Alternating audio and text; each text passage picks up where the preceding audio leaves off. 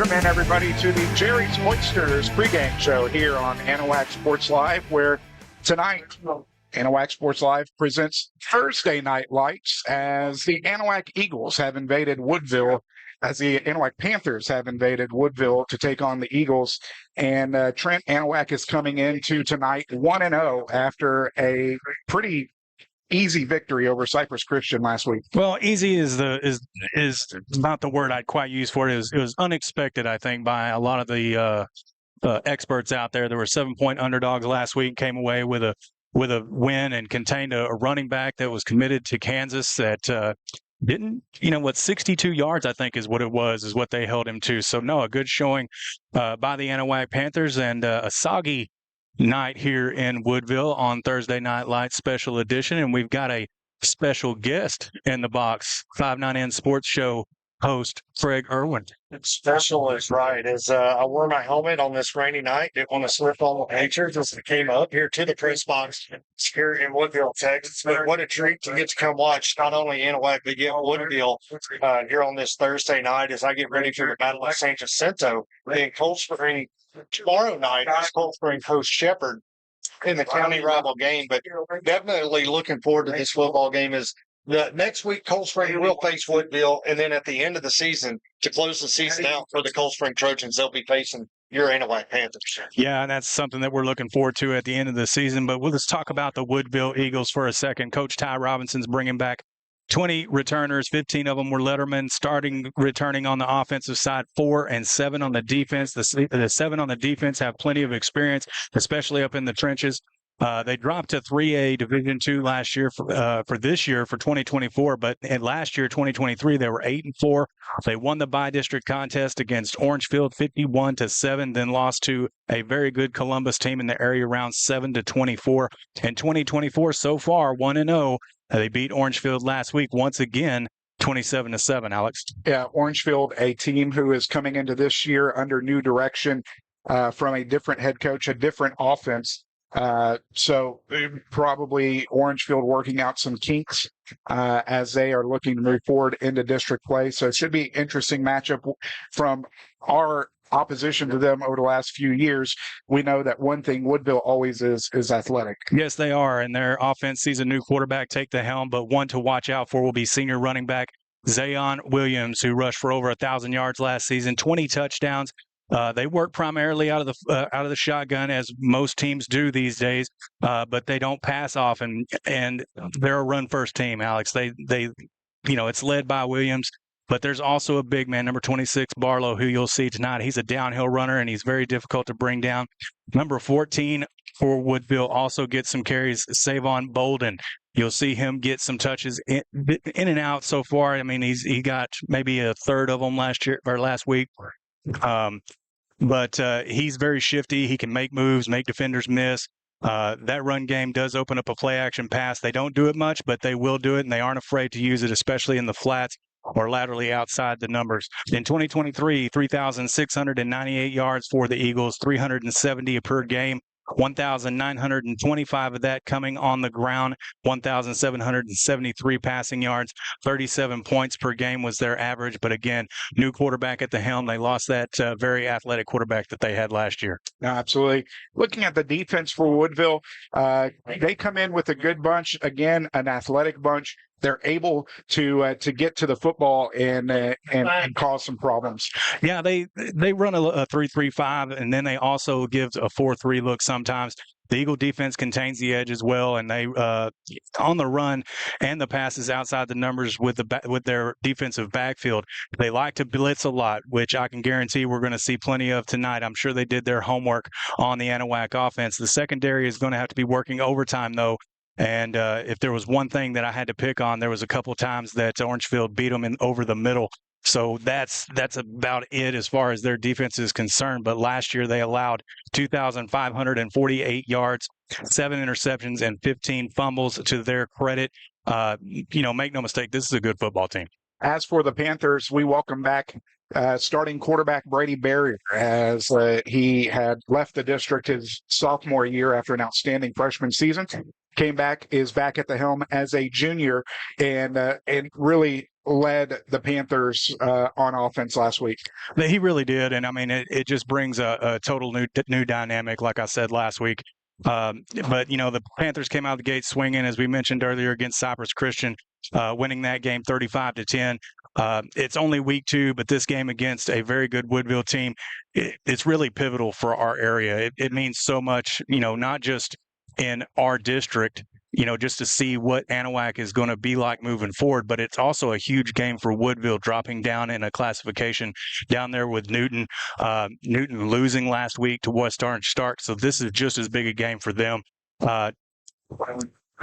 We talked about key losses last week. We won't go over that, but we saw one of drastic offensive changes. As you mentioned, quarterback Brady Barrier coming in. He had 322 yards passing, 140 yards rushing, bringing up his numbers from last year, 153 of 273, 2,115 passing yards, 20 touchdowns, 4 interceptions, just under that 100 passer rating, and that's what he did in Rusk. Over a 2-year combined period, he has over 5,000 yards through the air. And Craig, you got a good look at this kid during a scrimmage a couple of weeks ago.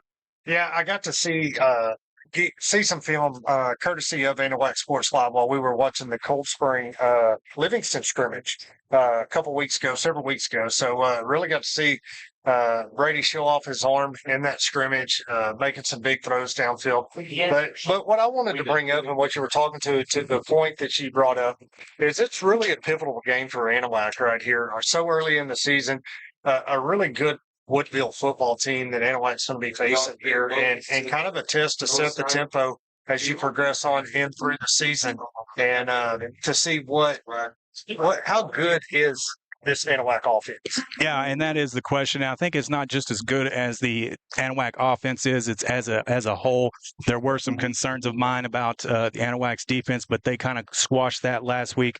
They did an excellent job, as mentioned earlier, containing that run. As we go down to the field for our national anthem real quick. Sure.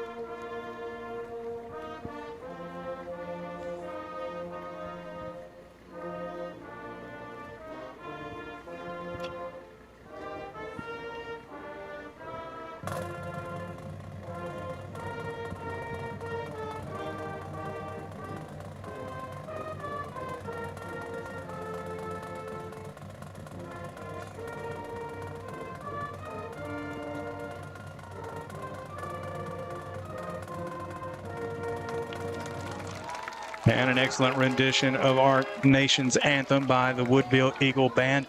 As we were talking about, the Anahuac Panther defense did a great job last week and against that D1 commit running back. But tonight, they're going to have to do even better than that to be successful to contain this Woodville committee of running backs. Well, and so Trent, Alex, I just wanted to bring up, depending on seeing what Woodville's defense Anahuac's defense can do here against a really good Woodville football team. That, as I said, it's going to kind of set the tempo, but it gives me an opportunity to see what Anahuac has, and kind of as Trent and I get ready as we progress on through our podcast this year, when we make our district picks, Alex, and you'll probably get in on a little bit of that there on the 590 Sports Show, but he did this last week. He did finally join in on the picks, didn't he? He remembered. I checked Facebook again. He said we need to have him set an alarm on Tuesdays to listen to the podcast and get on the pickups. But it gives me this is going to give me a great idea as I get ready to make my district picks, right? And get to see Anahuac right here. And I'm excited about this football game, and glad it's on a Thursday night and was able to make the trip down here. Absolutely glad to have you here, Craig. As you mentioned, the defensive side of the football, one of the stalwarts from last week's ball game was linebacker Tyler Kelly. Oh, yeah, flying all over the field, shooting the gaps, getting in the backfield often. Tyler is one of those kids that he's headhunting all the time. And, he had a great summer going to quite a bit of the college camps and got some hardware out of it. And, Coach Nee said it himself. He's probably going to be in the running for defense, or not only defensive MVP, but player of this district. So it's going to be fun watching him all year and seeing what he can do tonight against this very good Woodville offense. Last year, Tyler had 108 tackles, 19 for a loss, 6 sacks, 6 forced fumbles, and 2 fumble recoveries. So there was a lot more than just Tyler that stepped up on that defense last week, wasn't there? No, absolutely. Secondary looked very good. And defensive line was really getting pressure on the quarterback. And you could tell both quarterbacks were very uncomfortable in the backfield last week. They definitely were. And if y'all could in the chat, let us know how Craig sounds. He's on the step headset. Reject. Yeah, he's on the reject headset, so I'm not sure. It's registering on my stream, but it's not registering on my other things. So just let me know in the chat if you would, if y'all can hear Craig okay.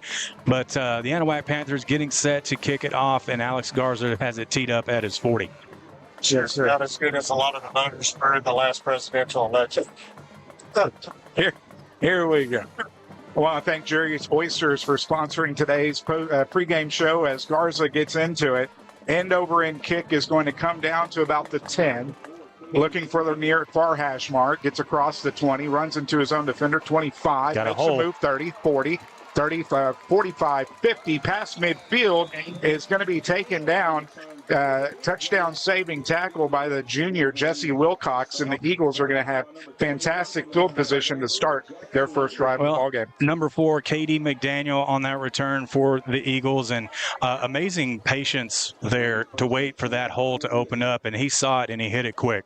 I think part of it had to do with being ginger with is the wet turf as it's raining here in Woodville and kind of tiptoeing around, and credit that the wet turf for the Woodville Eagles as Anahuac was tiptoeing around as well.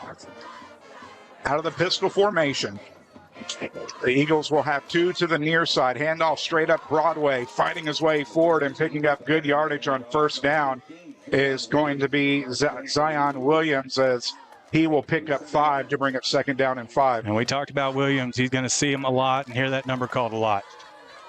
There's the big man. The big man gets the ball, hurdles the defender. Is going to pick up big yardage and move the chains for the first down of the ball game.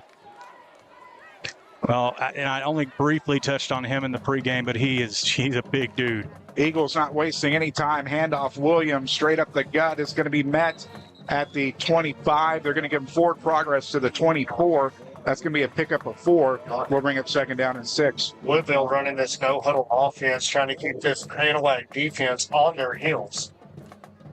Out of the gun, Luke Babin, the sophomore.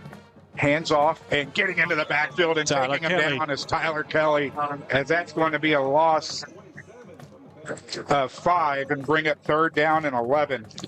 Well, excellent job of Tyler Kelly reading that play and, again, shooting the gap and getting in the backfield for a loss.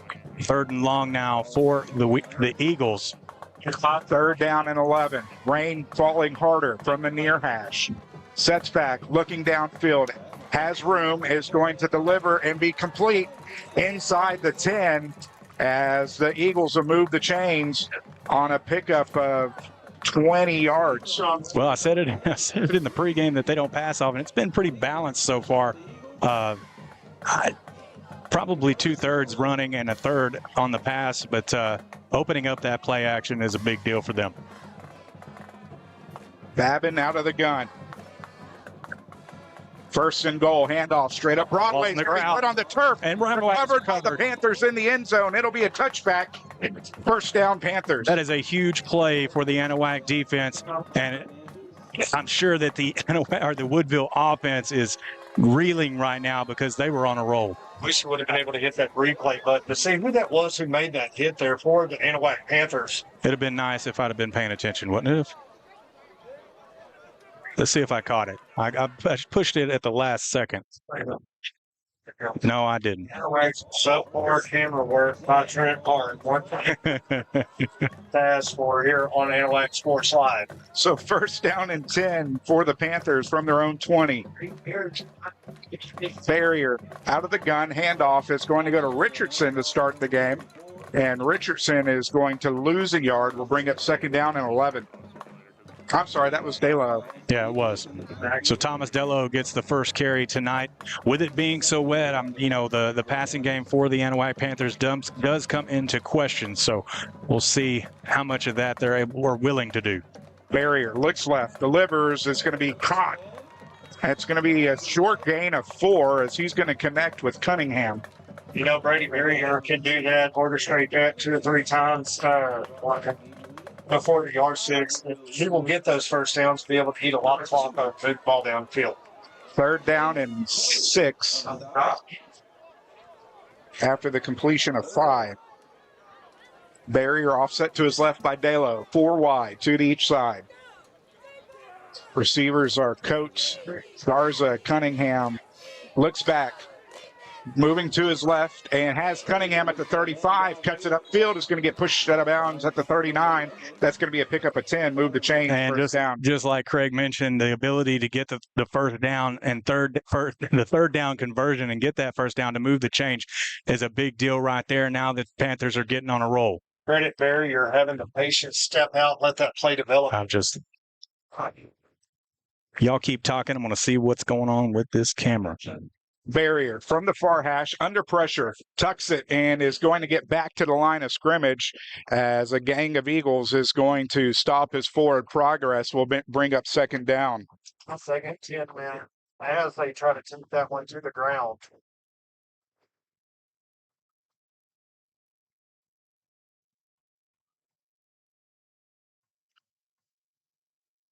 It looks like they're actually going to end up giving him a yard on the carry. So call it second down and 9 in between the hashes. Barrier. We're going to have movement early. First penalty of the ball game is going to go against the Panthers.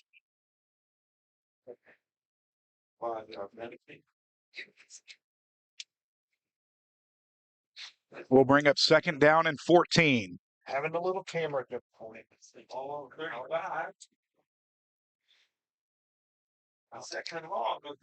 7:49 and counting remaining here in the first quarter.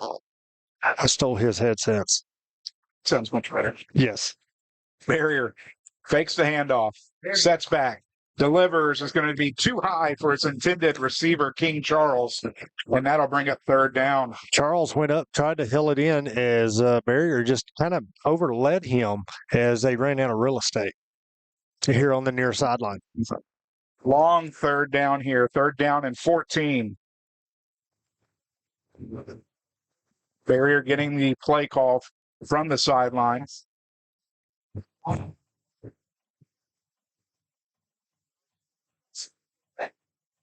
10 seconds on the play clock. Eagles running out of their 4-3. Sets back, looking downfield, has Cunningham at midfield, is going to be caught and pushed out of bounds. That's going to be good for 19. Move the chains, first down. Cunningham on a little hitch route there. Barrier able to connect to him. More of a timing play for Barrier as he released the ball before Cunningham even made the turn. Cunningham able to run right into it and get the Anahuac first down. 3 for 3 on this drive for Barrier. Handoff goes straight up the gut to Delo as he's fighting his way forward. And they're pushed the big beef up front, pushing the pile. He's going to end up with 14, third first down of the drive. All right, sorry about that, guys. It is raining here in Woodville, and that creates bad things with electricity. First down and 10, pitch right. Delo is going to be met after a yard. He'll push his way forward for 2. We'll bring up second down and 8. You know, and I've noticed Elio that they've been running him to the right side constantly. I feel like it's setting up the run on this direction coming up for your Anahuac Panthers. Second down and 8, 4 wide. Barrier looking downfield for Cunningham. Lots of contact. is going to fall to the turf incomplete, and that's going to bring up the third down of this drive. Definitely being handsy over there, but no flag. It's Williams on the coverage for the Woodville Eagles, and they were handsy with each other. A good no call. That's true. Yeah. I think let them play. Yes. And that's one thing I was thinking about actually earlier today. Last week, I don't think we mentioned the Zebra crew once last week, and that's pretty much the mark of a good crew. Yeah. About it in our podcast, actually Sunday night, whenever we recorded, talking about TAPCO officials and the good crews that we had in Liberty, and then what y'all had as well at Anahuac this last week. Okay. Third down. Two for two so far on third down. The pressure gets it away, but I think he got hit right when he was letting go of the ball, and it fell to the turf. It's going to bring up fourth down, kind of in no man's land, and Greg Neese might decide to go for it. We have to. It's probably a little bit out of the range of Garza, so they will keep the offense on the field and try to go for it here. Let's see. I think Cam's been running them little hitch routes. It'd be nice to see a little post route across the middle of the field, see if Barrier can connect. Barrier sets back, looking left, looking right, looking back right, and is going to deliver it in and out of the hands of his intended receiver, Cunningham. And that was great defense by Adalis Williams for the Eagles, interrupting that pass and creating a turnover. Now the Woodville secondary is stepping up in a big way there and preventing the Anahuac Panthers from converting. They'll turn it over on downs and get their second possession of the ball game. Want to thank, if I can get to the right sheet, first quarter sponsor Anahuac Florist, 409-267-3875. You can find them at AnahuacFlorist.com. So first down and 10 for the Eagles. The sophomore brings his offense back onto the field, hands it off to Barlow. Barlow's going to pick up one, maybe two. Will bring up second down and 8. Met hard there by Kelly at the line.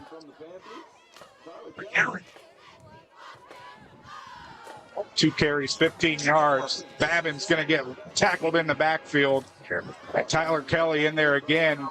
Loss of 2 brings up third down and 10. And Tyler Kelly again making his presence known here tonight.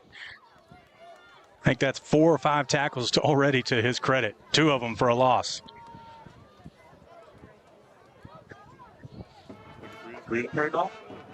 So third down and 10. Babin sets back, looks left, has a man. It's going to be complete, makes a move, trying to hold on, and Ball's on knocks the ball loose again. They're saying he was down. Oh, they were saying he was down. Let's get over there. We're going to take another look at it here, see if we can't catch the end of this football play. Had him by the shoe. I don't know about that one. I don't either after watching the replay. Third first down of the ball game for the Eagles. Pump fakes is going to keep it himself. He's going to get upended by Kelly, not before he picks up, looks like 6 to bring up second down and 4. Yeah, looking at that replay, I don't know if there was a knee down or not. He was still trying to make a move to get out of it.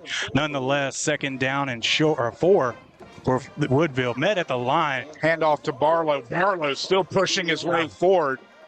He got first, second, and third contact and was still moving forward. That's going to be a pickup of 3. As you can see on your camera at home, that Barlow is one large young man.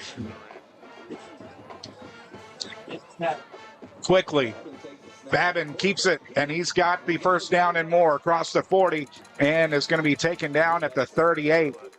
That's going to be a pickup of 10.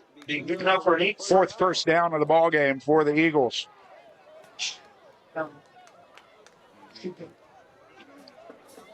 Quickly back to the line of scrimmage from the Panther 38. Babin rolling left, looking downfield, has his man. It's Ledoux again. Ledoux is going to get down to the 31. That's going to be a pickup of 8, brings up second down and 2. Moving the ball very effectively is this Woodville offense. Barlow gets the call.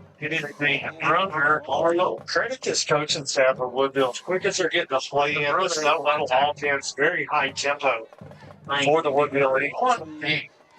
Oh, he was short. I thought he got it. I had already marked the first down. 3rd down and 1. Babin fakes the handoff, keeps it himself. He gets the first down as he'll get a pickup of 2. Move the chains. I tried to get it reset quick enough, but no point in it. They'll move the chains again. 6th first down of the ball game for the Eagles. 1st down and 10 from the 27. Babin sets back, looking for the end zone, is up for grabs, and is going to be incomplete on the coverage. Jason Nelson, if he had turned his head just a little bit earlier, he may have had a chance for an interception. That's exactly what I was going to say, Alex. Perfect coverage. This Babin threw that ball to the middle of the end zone. He had the angle on it. All he had to do was turn a little earlier. He could step into the line of fire. From the near hash, Eagles moving right to left as you look at your screens. 5 wide, trips to the far side. Got him to jump. Hard Free count, play. Hard count gets the count, throws it up, and is going to be knocked away. But that is going to go against Anahuac. And that no play will move the ball 5 yards in the Eagles' direction. Offside.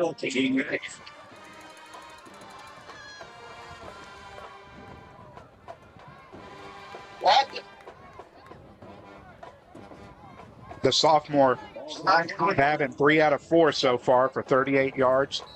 After the penalty, he's going to bring up 2nd down and 8. Clock stopped with 3:17 remaining here in the first quarter. Out of the pistol.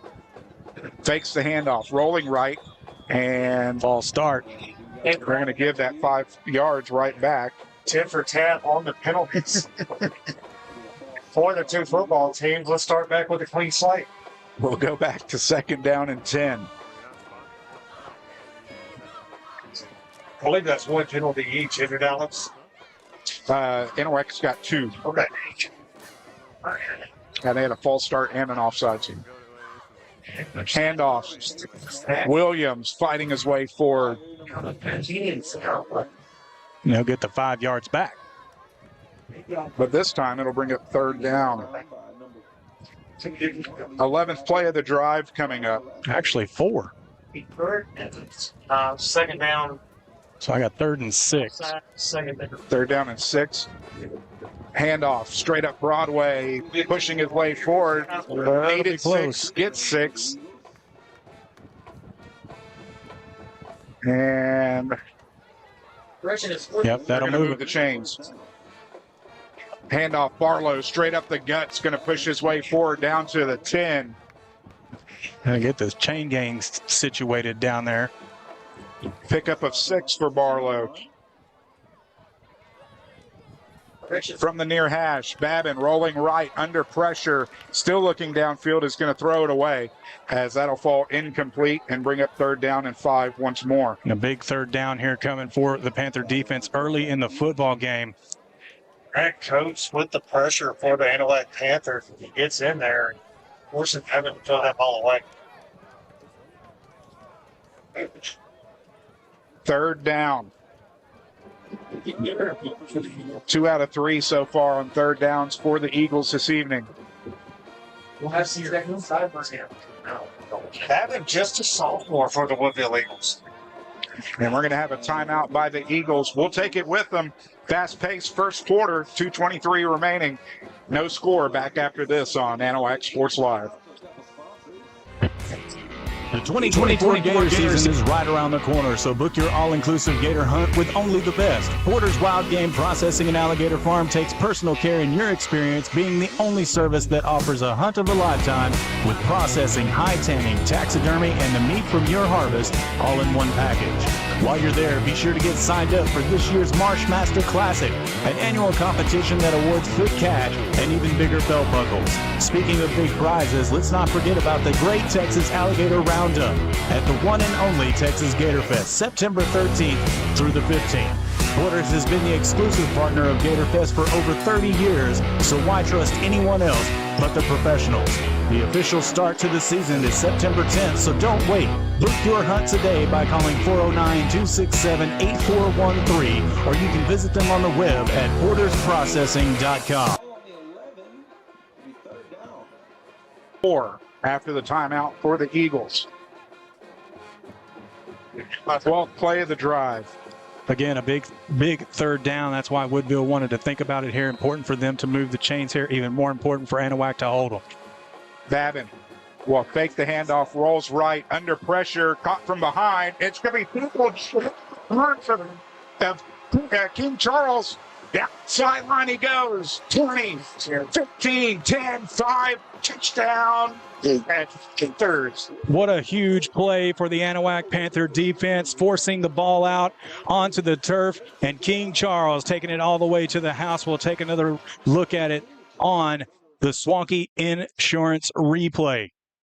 As he said, rolling out to his right, got caught, got a hand on it, and fell right into the breadbasket of King Charles as he takes it all the way back for the first score of this football game.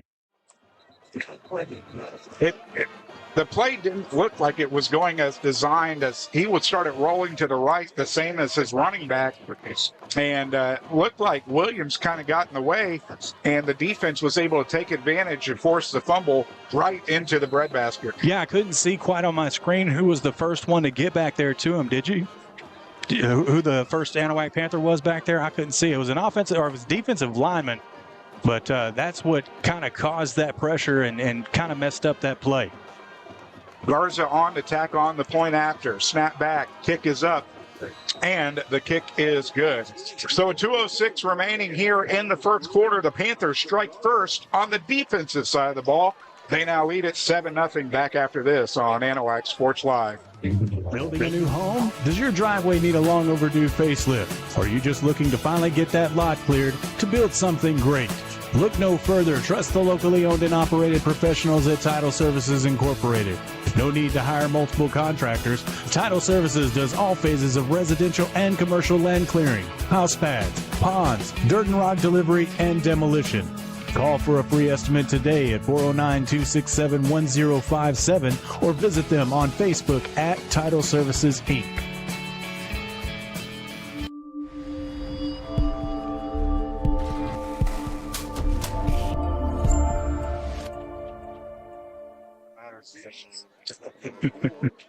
Back here on Anahuac Sports Live from Woodville Eagle Stadium, where the Anahuac Panther defense just came up huge.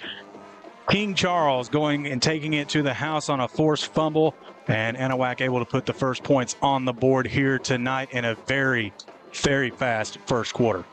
I don't want to jinx it, but so far so good. Alex Outram, Trent Hart, Craig Irwin, Kyla Hart.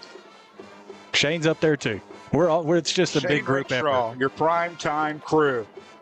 Thursday night crew. We'll just get y'all to Cold Spring tomorrow night. That'd be great. Garza gets into it, end over end. Falling to the 15. Heading to midfield. KD McDaniel on the return across the 30, 35, He's 40. quick. Here they go again across midfield in the Panther territory, following his blocks. It's going to get caught from behind. Wow. For the second kickoff in a row, starting in Panther territory, and this time they're starting in the red zone. And man, I mean, what another great return by the Woodville Eagles. Let's see if I can't go back to that one as well. Just the vision and seeing the holes on these kickoffs, and I caught the tail half of it. But he's quick and he's shifty, and he definitely slipped through there. And to give Woodville another chance, they basically start over where they lost the football earlier. Yeah, he's following his lead blocker all the way down the sideline. And what a great return. He's got 80 yards to return at this time. Yeah. But no touchdown. As the Eagles have been in the red zone twice tonight with no points. Barlow straight up the gut, pushing his legs forward. He's going to pick up 6 to bring up second down and 4. Anahuac gets caught on their heels and call a timeout as they were trying to get personnel in to run a 4-man front defensively. Make a little bit of an adjustment. We'll keep it here. Not too much action going on tonight in Thursday night football. We're going to work on some scores for what's going on. Tatum taking on Dangerfield up 14-0 early on. I don't think that's correct. It says final over there, West Hardin and Chip, unless they played that game early today. And on a safety. Let me refresh it here. Maybe it'll update. But It's Texas high school football. We've seen Laporte and Humble tied up 7-7, and Willis on top of Klein 14-0. That's actually Kingwood and Laporte. 134. Yes. What did I say? Humbles. Just Humble? Did I just say Humble? In that Humble ISD. Well, there's 5. Yeah. It's not Cypress ISD. Of course, a guy like Trent, he could be mine. Oh, yeah. I mean, I get confused very easily. As a Humble graduate, I can't do math very well, but it's like on Dave Gimbel's, they do Tarkington. It's Cleveland Tarkington. And they're not even in the same school. Yeah. Right. Here we go. 2nd down and 4. Babin hands it off to the big man, Barlow, straight up Broadway. Runs over. He's hard to bring down. My, pick up a 10. Move the chains, 1st down. Looked like an 11-pound volleyball going right down the center of the hallway, taking out the pins. Such a hard-nosed runner. They're going to give it to him again. Barlow again, churning the legs forward, is going to pick up 2. We'll bring up 2nd down and goal. Tyler Taylor able to get his hands wrapped around Harlan's legs, bring him down, credit him on the tackle. Handoff, give it to him again. He's going to get met at the 1. 3rd down and goal. Those 4 plays right up the middle is going to set up a little play action here. Since we're down. 9 carries, 45 yards for the big man so far. Probably going to be a quarterback draw here. Babin hands it to Williams around the right side, and the Panther defense is going to meet him there. They're saying the ball was come loose. They're going to talk about it. They're conferring. Probably down by contact.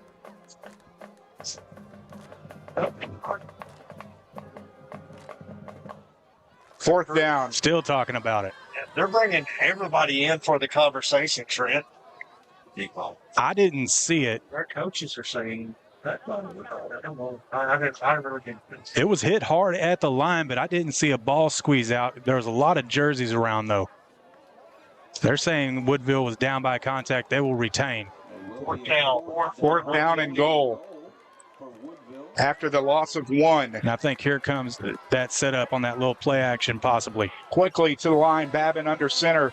Pitches right. Williams loses his footing, but is able to cut it back and get into the end zone for the touchdown from 3 yards out. Well, proved me wrong again. Went straight back at him. Zayon Williams with the touchdown, the senior running back for the Woodville Eagles.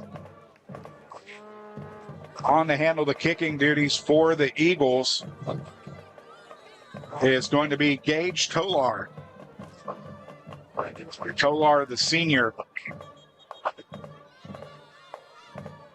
Another timeout being called. Is it? It's an official timeout. Yes, it is. Oh, no. Somebody's jaw jacking. Must have said something. You can't have those useless penalties, guys. So that's probably going to be a personal foul, unsportsmanlike conduct. That'll go on the kickoff. And it will.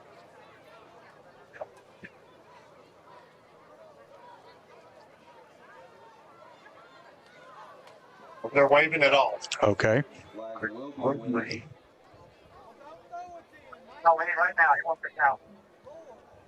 What gets me is it was an official timeout. Right. What was the timeout about? I counted the guys on purpose, and Anahuac did not have too many innings, you know. They wouldn't have blew it dead for that either.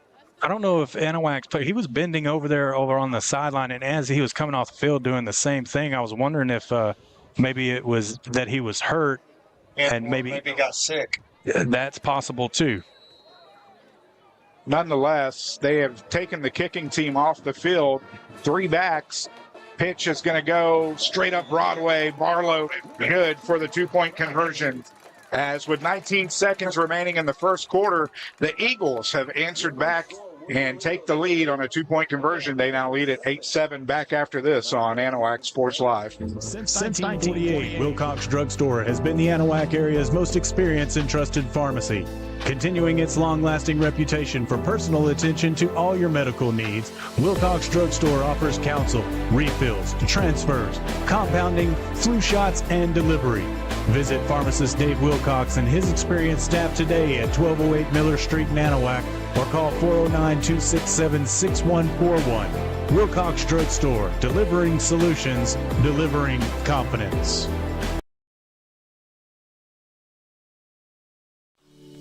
Swanky Insurance in Anahuac, Texas is dedicated to community and service. That includes saving you money. With access to over 30 carriers, Swanky Insurance will give the personal attention that you deserve and tailor any policy specifically to your needs. From home, auto, flood, and windstorm, they are the one-stop insurance agency. Call agent and owner Todd Swanky to get your no-obligation cost-saving quote today at 409-267-3115, or you can visit them at swankyinsurance.com. Alex Outram, Trent Hart, Craig Irwin here, your primetime crew on a Thursday night edition of high school football. Tolar gets into it end over end, is going to fall to the 9. Charles across the 20, looking to the left, and is going to get taken down there as the Panthers will set up shop for their second possession of the ball game here with 11 seconds remaining in the first quarter. And I think one of the things that may have been overlooked towards the end of that drive is the Anahuac defense was on the field for a majority of the first quarter. Yeah, they really were. And you know what that means going in toward the late part of a football game and wearing down a defense. And we'll see what the conditioning comes into play here later. First down and 10 from the 21. Handoff. Delo straight up Broadway is going to fight his way forward as he's going to pick up 7. We'll bring up second down and 3. Biggest gain of the night on the ground for the Anahuac offense. Delo found a seam, able to pick up, was it 7 or 8? I think they actually gave him 8. It's going to be second down and 2. And a timeout being taken down on the field. We'll take it with them at the end of the first quarter of play. Woodville leads Anahuac 8-7 back after this with the second quarter of action. Want to know Anahuac's best kept secret? The Crawfish Hideaway is just that. From fresh Cajun boiled crawfish, shrimp, snow crab, and even homemade gumbo. While you're there, be sure to try their famous fried gator bites or boudin egg rolls. Starting in December, come get your bug on at 400 Miller Street in Anahuac, 409-267-6060, or you can find them online at crawfishhideaway.com. The Crawfish Hideaway, proud supporters of Anahuac ISD and Panther Athletics. I keep hitting your phone. I want to let everybody know that you can get a special shout out here live on the air with the Anahuac Sports Live crew. If you'd like to donate, you can scan any of the QR codes on your screen, or you can go to Venmo at Anahuac Sports Live, CashApp, $ Anahuac Sports Live. We're also on PayPal. We would very much appreciate any and all donations, but get that shout out here live on the air. If you got something to say to a specific player or team, we'd happily put it out there for you. Ball on the 28. Second down and 3. Barrier looks left, goes left. Coates at the 30, spins, is going to fall forward to the 34. That's going to be a pickup of 6, move the chains, first down. That's Quandre's first catch of the night. Last week we didn't see much. I think he only had 2 or 3 receptions. First down and 10 from the Eagle 34-yard line. Barrier looks for Cunningham on the screen across the 35 to the 36. It's going to be only a pickup of 2. How many catches is that for Cunningham now? 4 receptions for 35 yards. From the near hash, Anahuac now moving right to left. Handoff. Delo straight up the gut is going to have plenty to pick up the first down. Give him a pickup of 9. Move the chains. Yeah, trying to control the football a little bit better this time on the possession for the Anahuac Panthers. Handing it off to Delo. That's another good gain for him tonight. I think it's only his third or fourth carry, 5th carry, excuse me. 32 yards. First down and 10. Fifth first down of the ball game. Barrier quickly to Edmonds. Edmonds is going to be met. A little laundry on the field down here on the near side, close to the line of scrimmage. We got a Woodville leader setting it up as well. I think it could have been offsides against the Eagles. We'll see what the call is, and it is.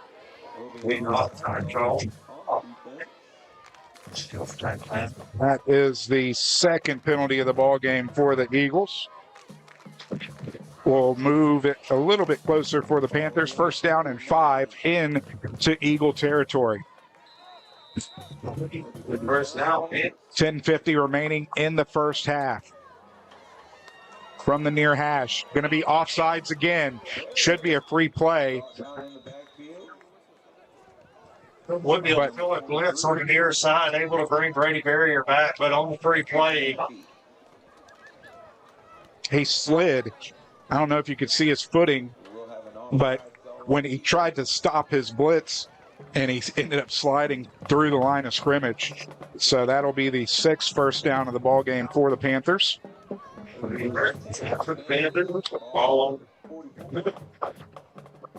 44-yard line of the Eagles. Waiting on the play is the Anahuac Panther offense. 13 seconds on the play clock. 4 wide. Barrier looks right. Delivers quick. Garza on the screen. 40, 35, 30. And man, Oscar the Magic Man Garza makes something happen there. I thought he was going to be swallowed up. Pickup of 15. Moves the chains. Very shifty on that pitch and head. It's the same play he scored a touchdown on last week.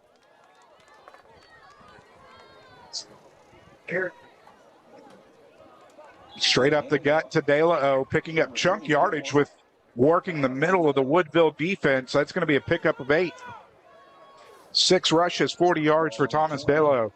Credit to Anahuac getting to the line of scrimmage quick and getting that play off, catch Woodville off balance. 2nd and 8 from the 20. And we're going to have a whistle before the play, and it's going to be a timeout Woodville.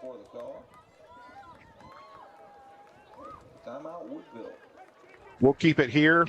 Want to thank Anahuac National Bank for sponsoring the second quarter of tonight's ball game. 801 Ross Sterling. You can reach them at 409-267-3106 or on the web at anbank.net.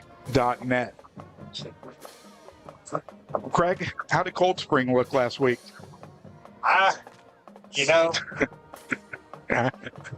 We're going to find out tomorrow for sure against in the Battle of San Jacinto. Now, that's areas where they lose really. It's where they. Cold Spring came out running the spread, Alex, and run 3 quarters of the spread, and we went back to the double wing and forward capitalizing defensively off of a interception in the end zone against a good Liberty football team. And Cold Spring able to score. Cage Mark got his first touchdown and first touchdown was this year on his birthday, all 60 yards out. So we'll be able to tell a lot more this week at Battle of San Jacinto and as we progress on through the 2024 season. First down and 10 from the Eagle 20. Barrier fakes the throw. Looking downfield, has Cunningham just let him as he took a shot right when he was letting go of that ball. Beautifully drawn up play. Should have gone for 6, but credit to Jathan Traylor getting in there and laying the wood to Barrier. Yeah, putting on that pressure. That's what I was talking about. They like to blitz, and they'll show it. And Barrier, knew to get the ball off and led it a little too much for him to haul it in.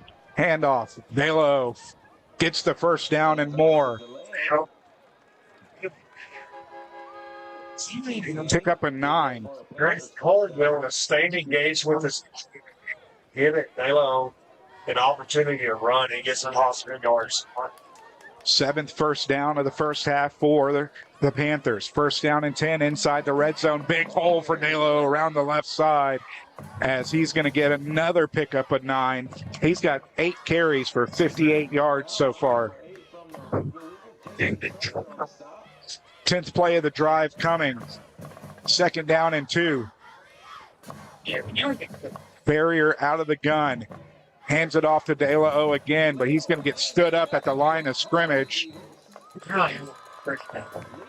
And that's going to bring up 3rd down and 2. He's teaching the line of technique. There's second. Looking to see if he actually lost one on that. I don't think he did.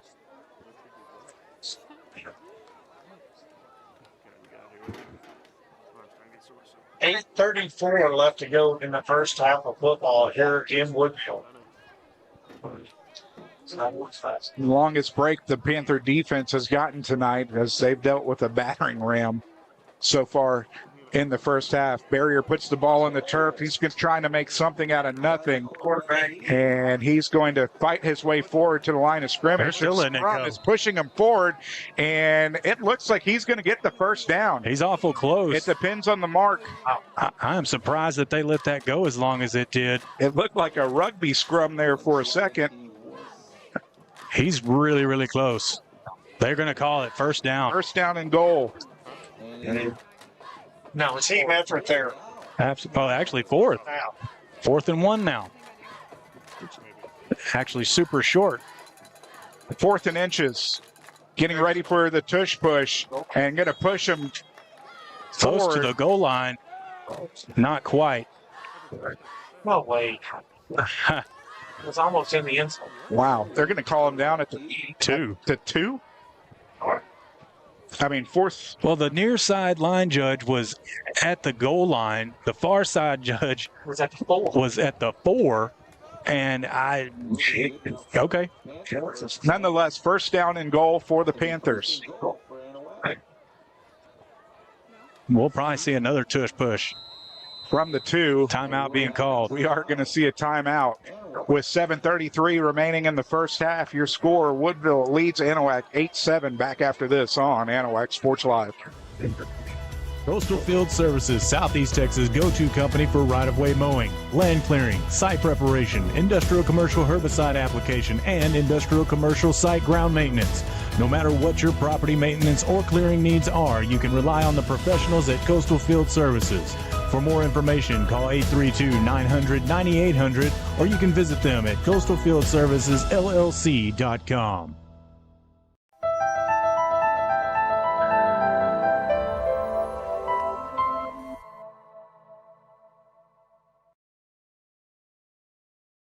Just comment back on the chat. I'm not an announcer. I'm just Alex Outram, Trent Hart, Craig Irwin, Kyla Hart, and Shane Rakestraw back here from Woodville Eagles Stadium, where it's first down and goal for the Panthers from the Eagles 2. Well, I told you to bring your headset. They're rolling up to get behind Barrier, and the tush push into the end zone. Waiting for the call. Touchdown. Sitting on the far side, waiting on this near side one. It is a touchdown. Touchdown Panthers. With Brady Barrier in on the sneak. Nice sustained drive for Anahuac there, giving the defense a breather. Swinging gate formation, throws it up for Coates, is going to be caught for the 2-point conversion. I'm going to have to go back to the replay on that one. Great play call by the Anahuac Panther offensive coordinator, Jackson Gore there. Let's see if we can't go back to the Swanky Insurance replay. Swinging gate formation. I was wondering if they were going to go for 2 on this play. They ended up doing it. Let the T at the back there, and then just threw the fade pass over there to Quandre Coates in the corner. Got feet down, and the 2-point conversion. 2-point conversion could pay off to be big here. Oh, absolutely. Woodville converted their 2-point conversion on their first touchdown. Pushes it back to a 7-point lead as the Panthers now lead at 15-8 with 7:26 remaining in the first half.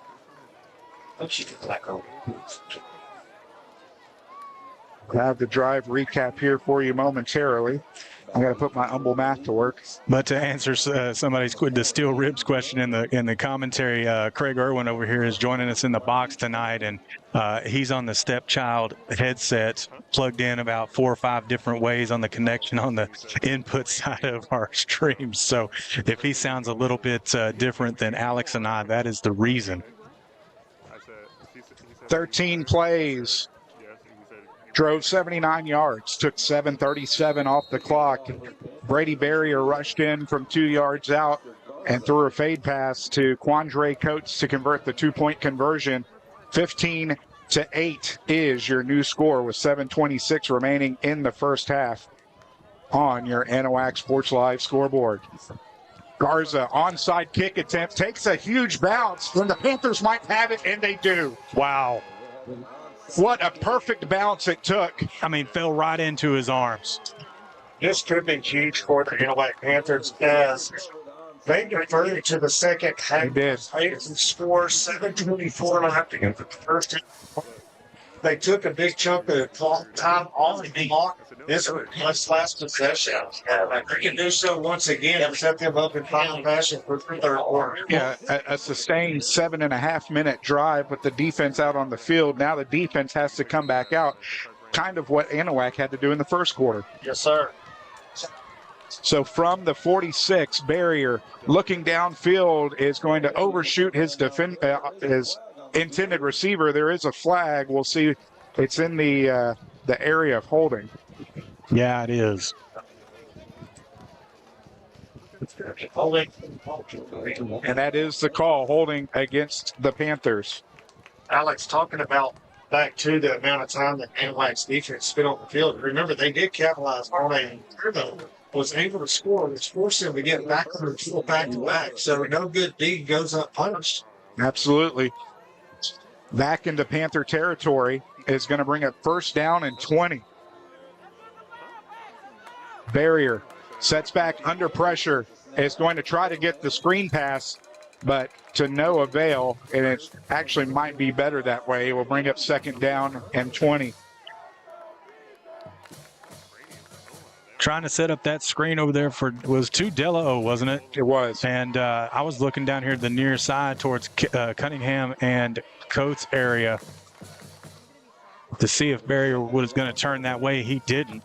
But like he said, probably better that he did. 4 wide. Anahuac from the far hash. Looking downfield, Barrier has room under pressure and is going to be sacked. He's going to end up losing 2 yards.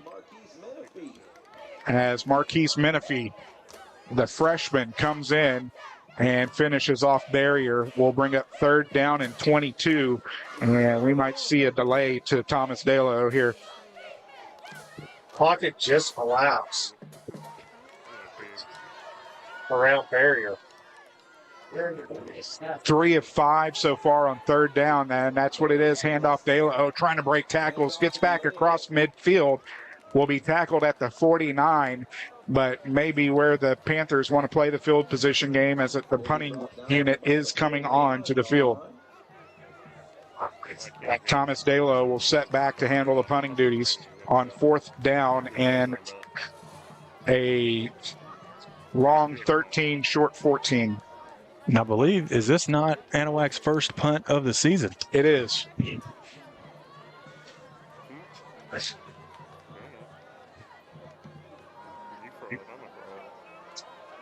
I see Delo has improved on his punting. He was a pretty dang good punter last year. 1 second on the play clock, and they get the snap off. Low snap, under pressure, has to kick it quick. Gets a pretty good kick away from the 20, picked up 30, 35, and it's going to get pushed out of bounds there as that was Menifee, the freshman, on the return. And the Eagles will get a pretty good return close to where Delo had punted it. And now we have a flag on the field, and that might be unsportsmanlike conduct. Travion Hunter on the Eagles. I wonder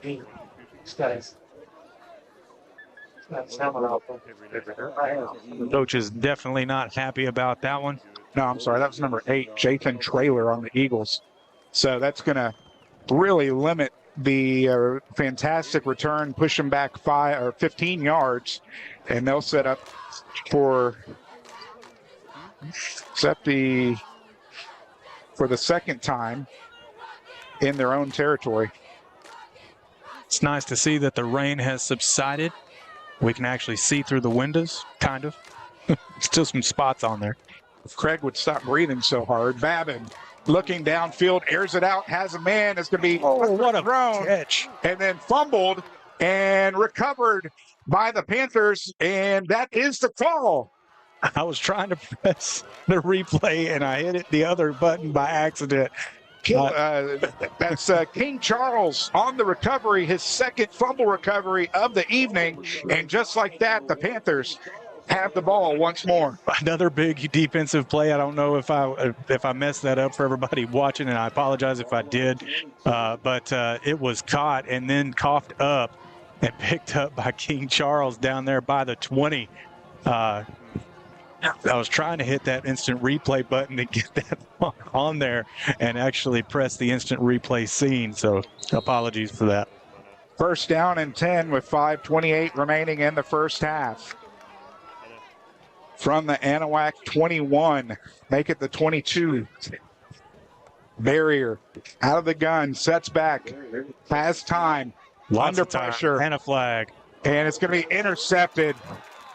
Boy, he had a play like that last week, too, where he tried to make something out of nothing and an interception. There is a flag down in the backfield, but it's in, again, the area of holding. So we'll see what the call is. If it is holding, they'll decline it, and it will be an interception.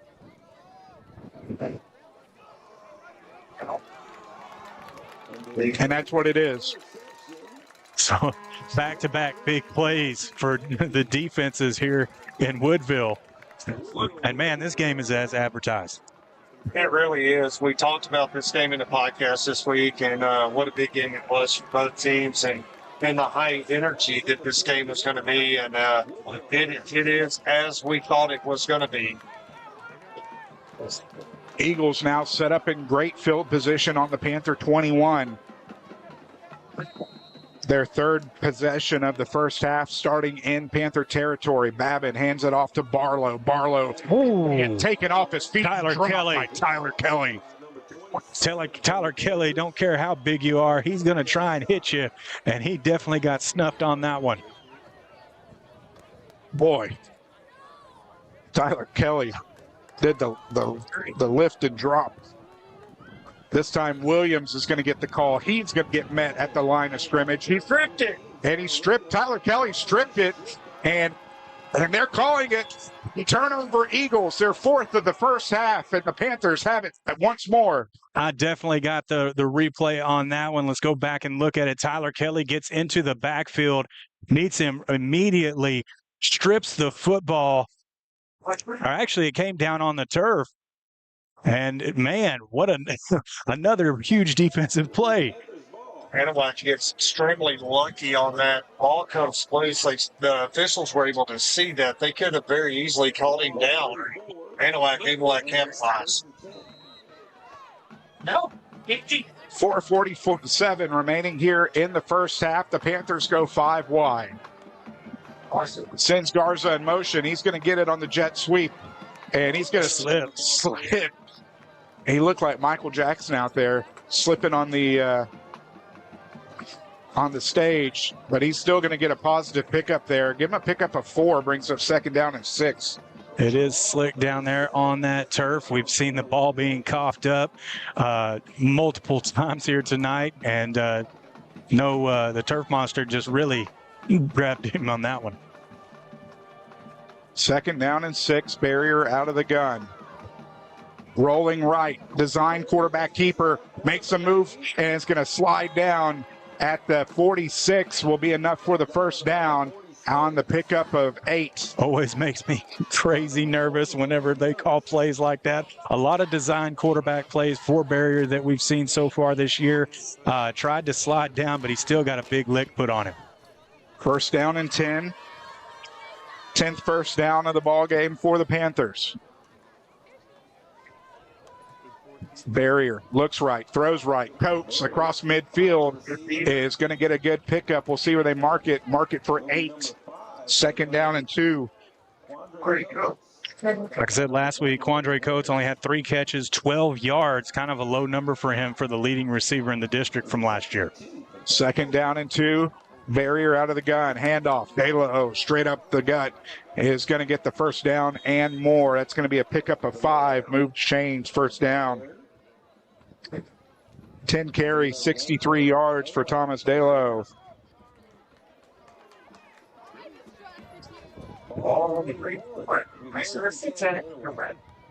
First down and 10 in Eagle field position, and the Eagles are going to take their final time out of the first half. We'll take it with them with 3:14 remaining. The Panthers lead the Eagles 15-8. Back after this on Anahuac Sports Live. Jerry's Oysters is a 3-generation family-owned and operated business located on Galveston Bay since 1970.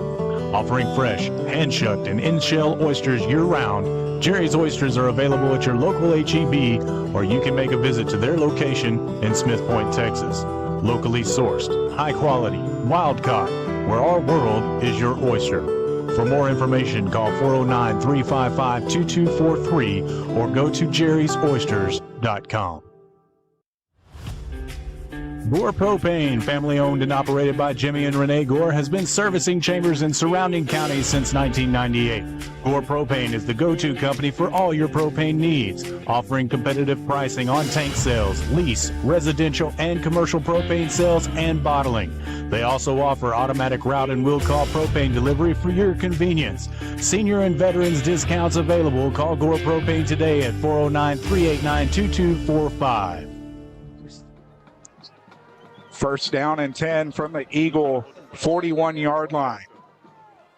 Panthers driving after recovering their 4th fumble of the first half.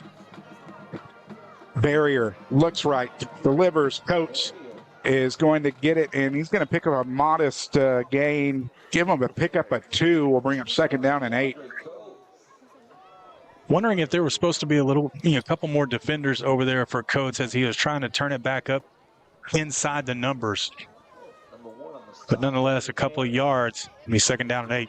5th play of the drive. 2nd down and 8. De La O is going to get met at the line of scrimmage, and he's going to lose a yard. Actually, they're going to mark it for a loss of 2. Brings up 3rd down and 10. Yeah, credit to the Woodville defensive line sniffing that play out immediately. They've been getting eaten up through the middle of the line. Held strong there. 3rd down and long. 3 of 6 so far on the evening on 3rd downs for the Panthers. Barrier sets back, looking downfield under pressure, and it's going to get wrapped up by a host of Eagle defenders, including the senior Tavion Hunter. And the punting unit is going to have to come back onto the field. Big loss there.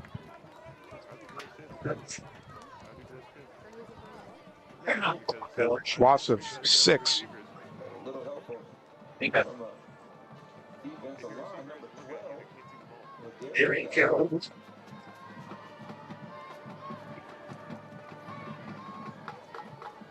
Panthers got one more timeout. They're going to take it. Yeah, that's what they're going to do. They're going to let the clock run down. 12 seconds still on the play clock. It'll be about a minute 19 remaining when they take the final timeout of the first half. Well, we're going to take it with them, ladies and gentlemen. We'll be back here. That's the whistle, and it's a 1:15 remaining here in the first half.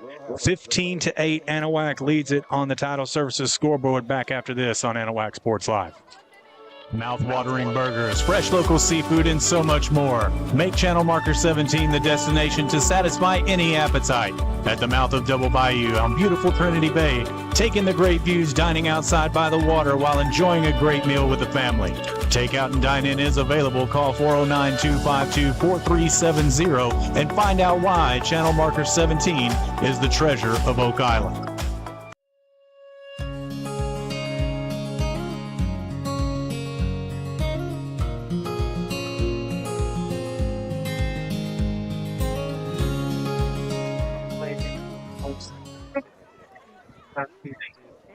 Back here from Woodville Eagle Stadium, Thomas Dalo set back to handle the kicking duties.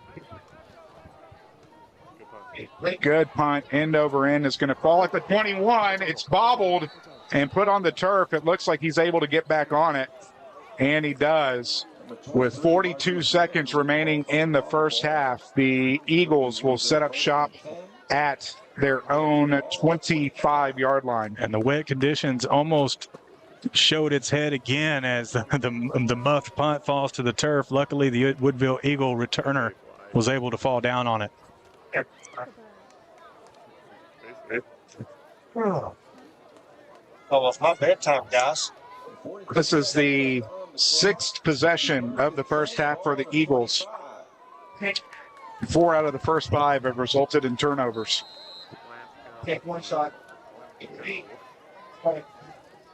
Ready.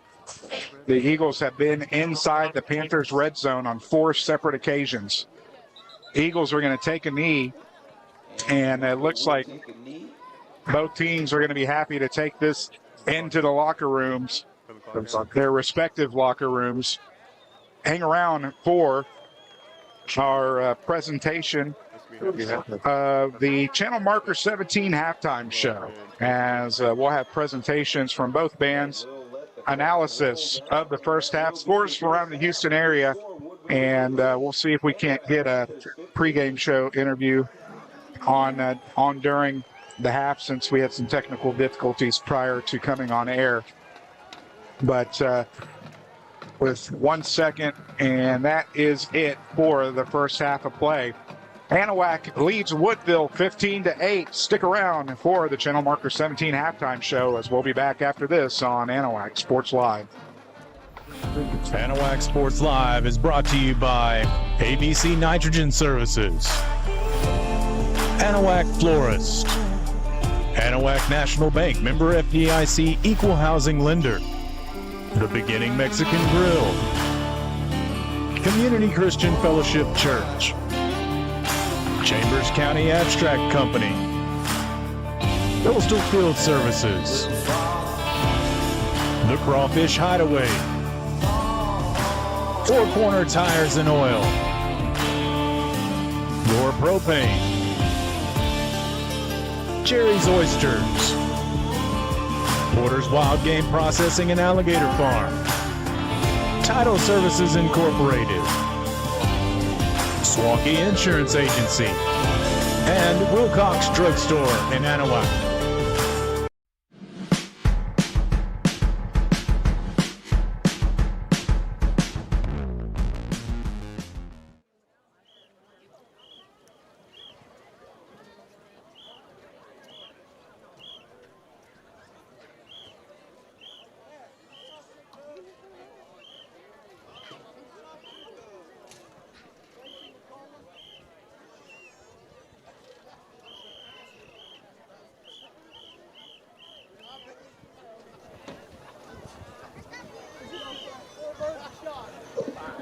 Good evening, everyone. Please welcome your Anahuac High School Pantherettes. Captain, Brianisha Jones. Co-captain, Kayla Curl. Dancer of the week is Hannah Anderson. The Pantherettes will be performing a jazz dance till the world ends. Your music is on.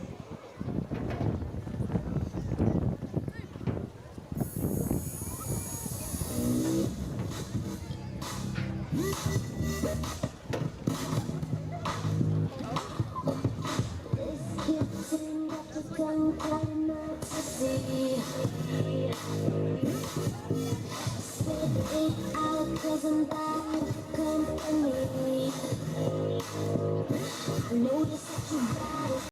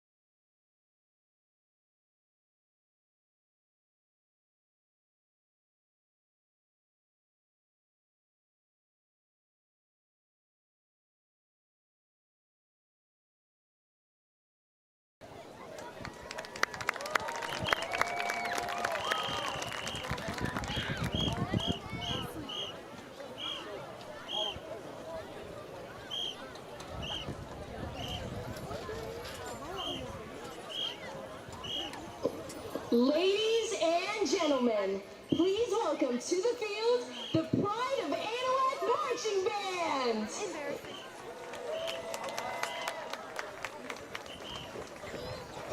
Tonight, the band will be performing their UIL marching production entitled Illuminate. Music selections include Imagine by John Lennon, Mad World by Gary Jules, Blinding Lights by The Weeknd, and My Songs Know What You Did in the Dark by Fall Out Boy.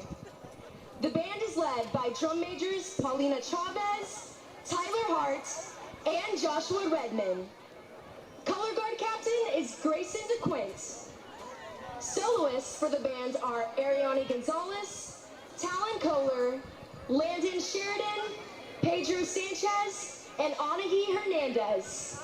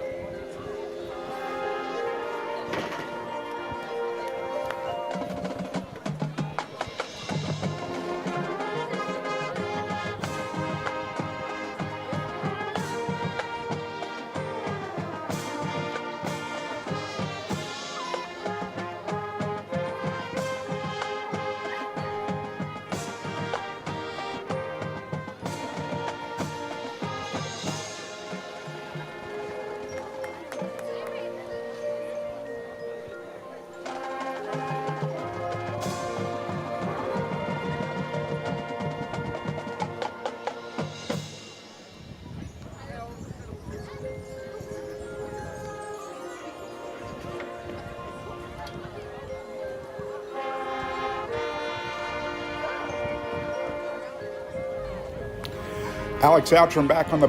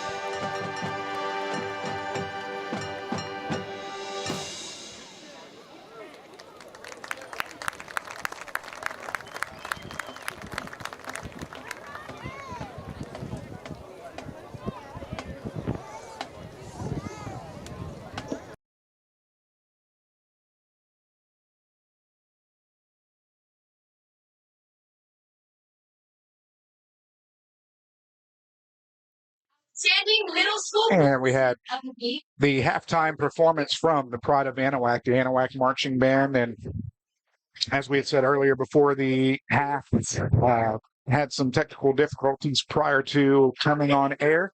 But I'm going to go to the pregame interview that we had with head coach Greg Neese as we continue the Channel Marker 17 halftime show after this on Anahuac Sports Live. Alex Outram back on the Jerry's Oyster pregame show as we're joined by the head coach of the Anahuac Panthers, head coach Greg Neese. And Coach, starting off the year 1-0 with a nice victory over Cypress Christian last week. What was some of the things that you saw on film that you liked from last week's ballgame? Well, I like the way we went about things on offense.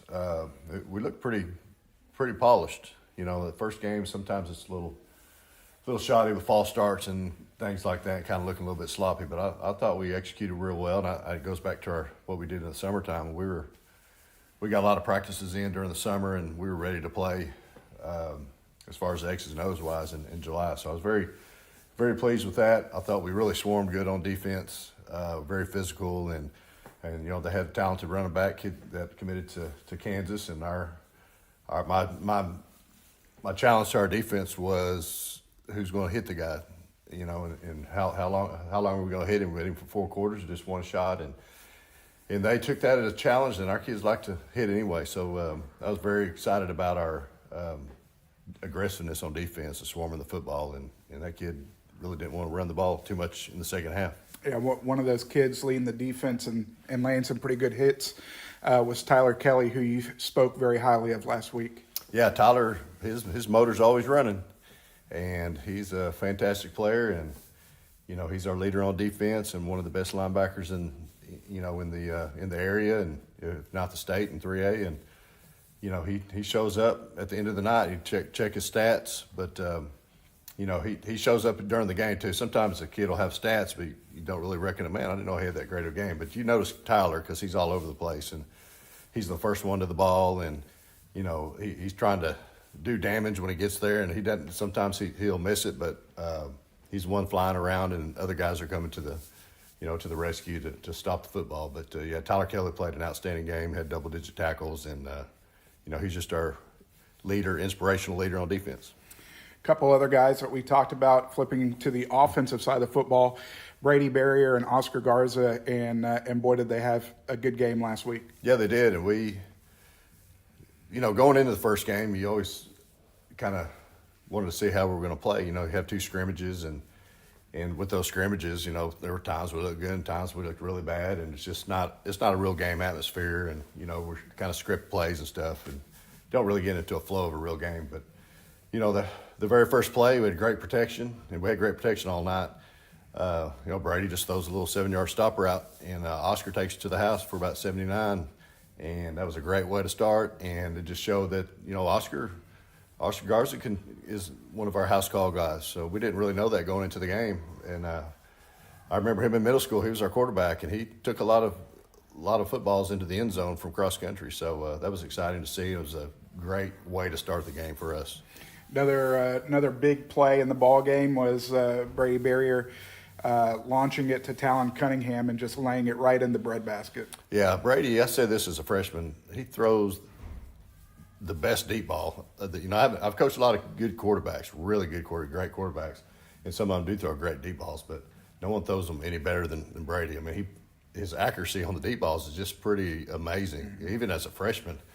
And hit him in stride. It's just a pretty thing to see, and the ball's in the air, and I can hear the crowd kind of gasping and waiting, and then when you hear the catch, and then everything erupts. So that was a heck of a play, and we got to have some deep threats, and stretch the ball vertically, and we're able to do that with Talon and Brady, of course.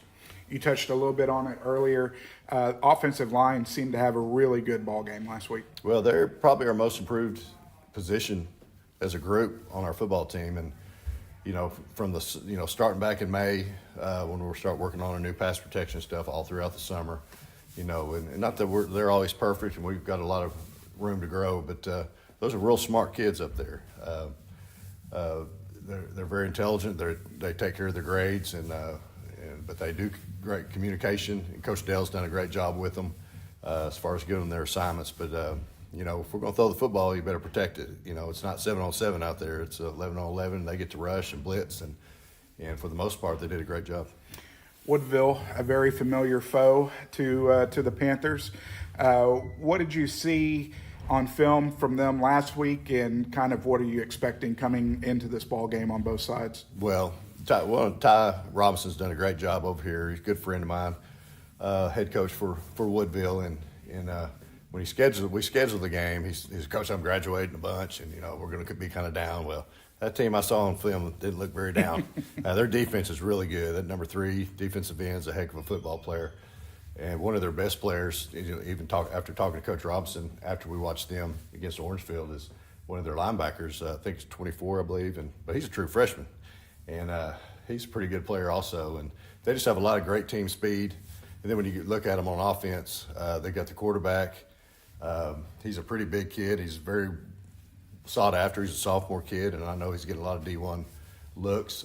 He took one to the house, probably about 60 yards for a touchdown, and throws the ball well. And then they got the big old running back that's not going to be fun to tackle. So they're very talented, very athletic, and they haven't really hit their stride yet. And hopefully it's not tonight, but they're a really good football team. Coach, what's going to be keys to pulling out a victory in tonight's ball game? Well, it's wet outside and it's rainy, but we're still going to throw the football. And we got to take care of the football. I mean, just the same stuff. Take care of the football in crucial situations.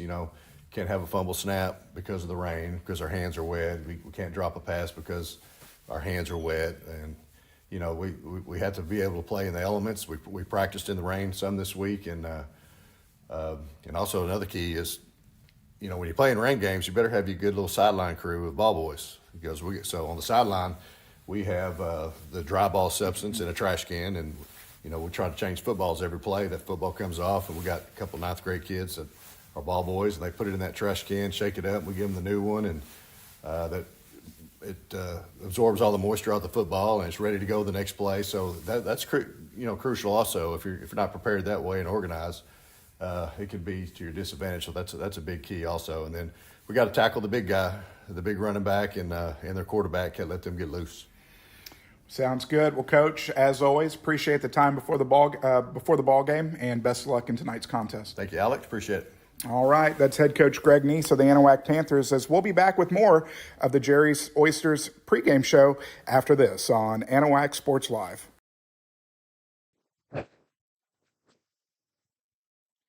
Back here at the half, where Anahuac leads Woodville 15-8, as the Eagles band is on the field right now.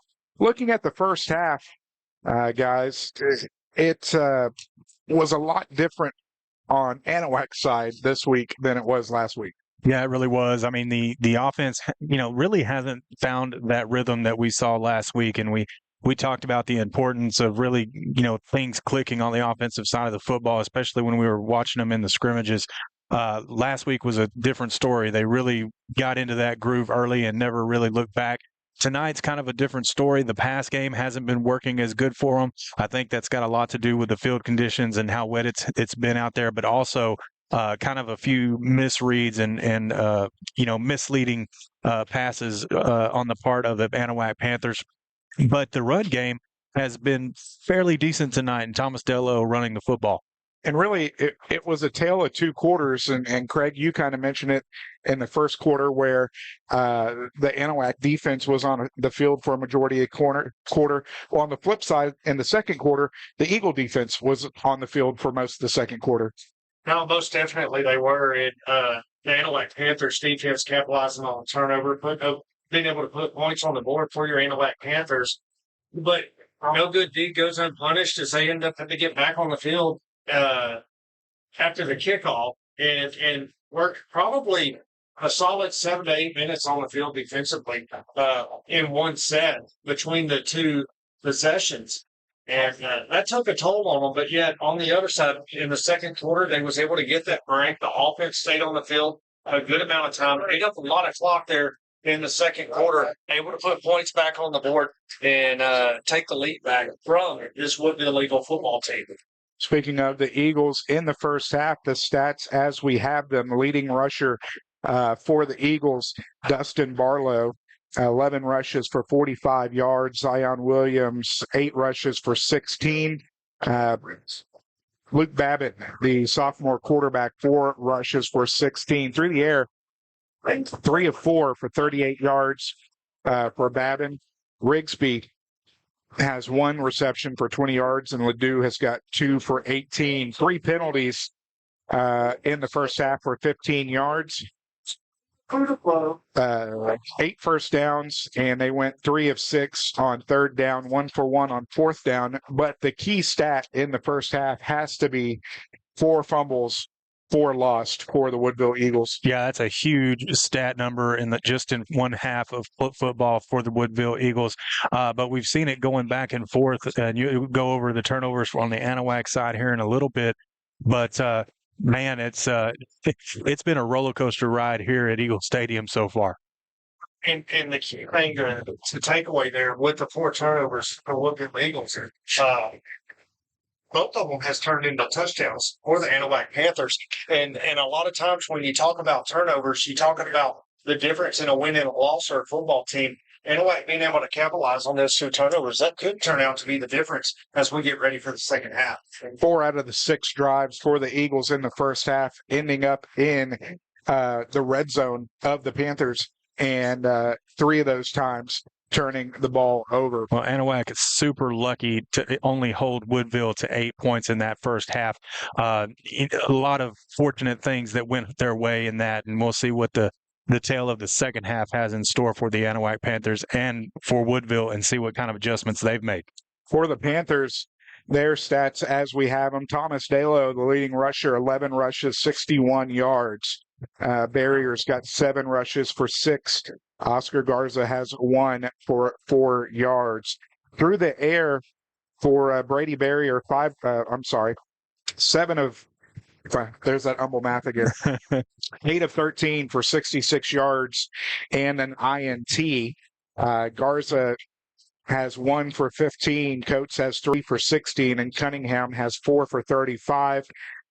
3 penalties in the first half against the Panthers for 20 yards, 11 first downs, 3 of 7 on third down, and 1 of 2 on fourth down.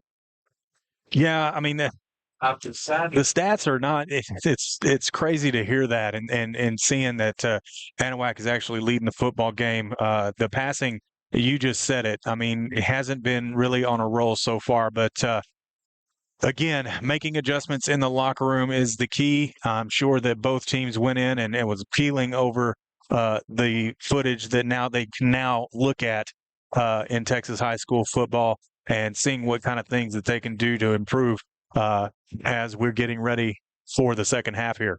But really, you think about this, and the stats don't add up to the score. It's on the scoreboard here in Woodville, but one of those touchdowns that Anahuac has is all the defensive turnovers they was able to score. So that was what those stats on balance. But what I'm seeing and what's really good, and after being on our show that we do, Trent's talked about the exclusive passing game that Anahuac Panthers have. What this is doing is showing, hey, we can be successful on the ground as well as in the air. You're facing a really good Woodville team that's got a really good secondary here, and being able to pick apart and pick your poison as you go. I'm excited to see how the second half goes as Anahuac gets going on. And Trent, you mentioned it in the first half. It has a playoff game feel to it. It really does. I mean, only week 2 in Texas high school football regular season, and the way that I'm feeling, the way that I'm pumped up, it's almost like a playoff game. It really is. It's been a hard-hitting, game on both sides. It's the fact that it's got me in the press box. Yeah, I wouldn't go that far to say that, as the kick is up and away.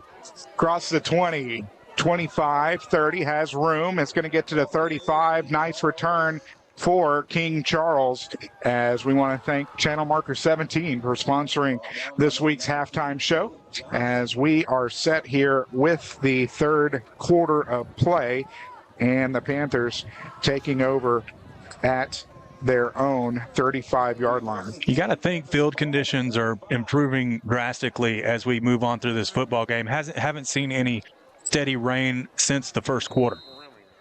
Have not. The windows have cleared up here at the press box as well. 3 wide. Tyler Kelly in motion. The snap is going to be put on the turf, but picked back up. And I believe that's Darius Richardson this time. Spoke too soon, I think, maybe. That was just mishandled. Snap never got elevated to Brady Barrier. Barrier was able to pick it up and hand it off. Still, the back was a step ahead of the handoff. Never got, and it was just never able to take control of it. So it's going to be a loss of 1 on the play. 2nd down and 11 from the Panther 34-yard line. Handoff. Richardson is going to be caught and dropped in the backfield. As the rugby scrub comes back up, this is going to be a loss of 2, and we'll bring up 3rd down and long. Yeah, Richardson coming out here in the second half of play, trying to get some touches, and that will bring on Thomas Dello switching out with him. Tyler Kelly also coming out of the football game. 3rd and long situations, got to go for the pass here and see if they can't move the chains. So they only marked it as a loss of 1. So 3rd down and 12. 10 seconds on the play clock. Looks like some miscommunication on the sideline, and the Panthers might be calling a timeout here. And they are going to have to take their first time out of the second half, just over 90 seconds into the second half, as we'll take it with them. Back after this on Anahuac Sports Live.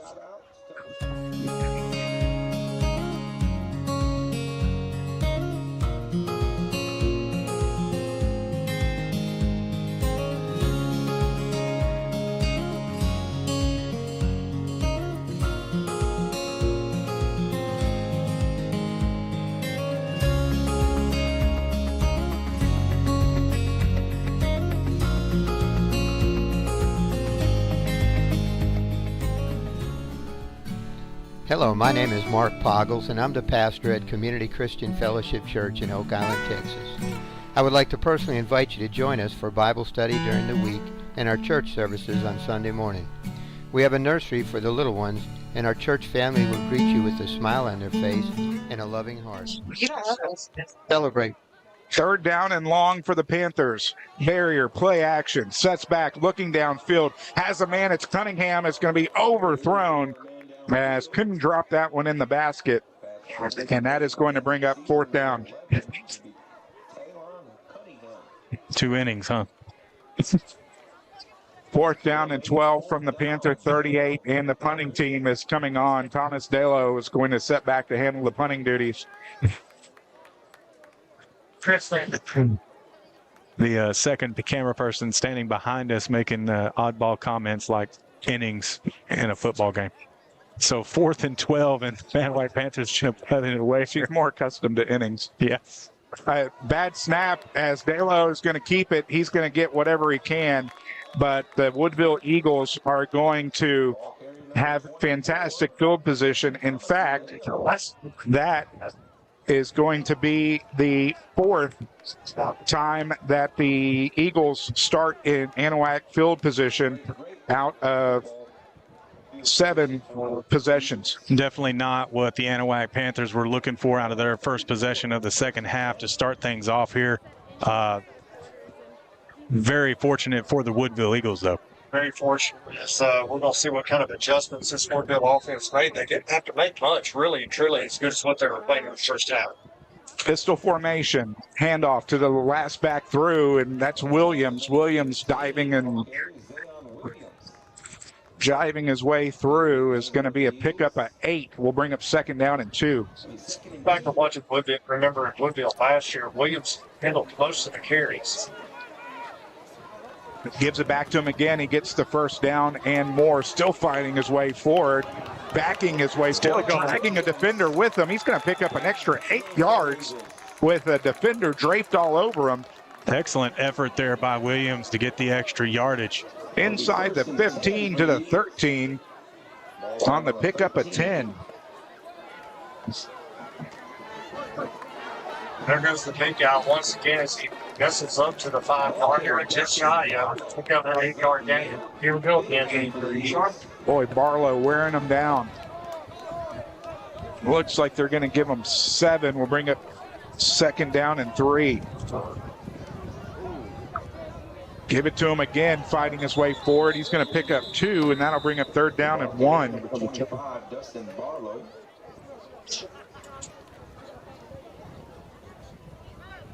Just for size comparison, for those of y'all watching on TV at home, I think Barlow is the size of our biggest lineman, defensive lineman there for the Anahuac Panthers. Oh, 100%. Yeah. And it's like getting a bowling ball running down the middle of the defensive line. Handoff, Williams straight up the gut is going to get taken down at the 1 after the pickup of 4. I had to replay that one right there if I was Woodville.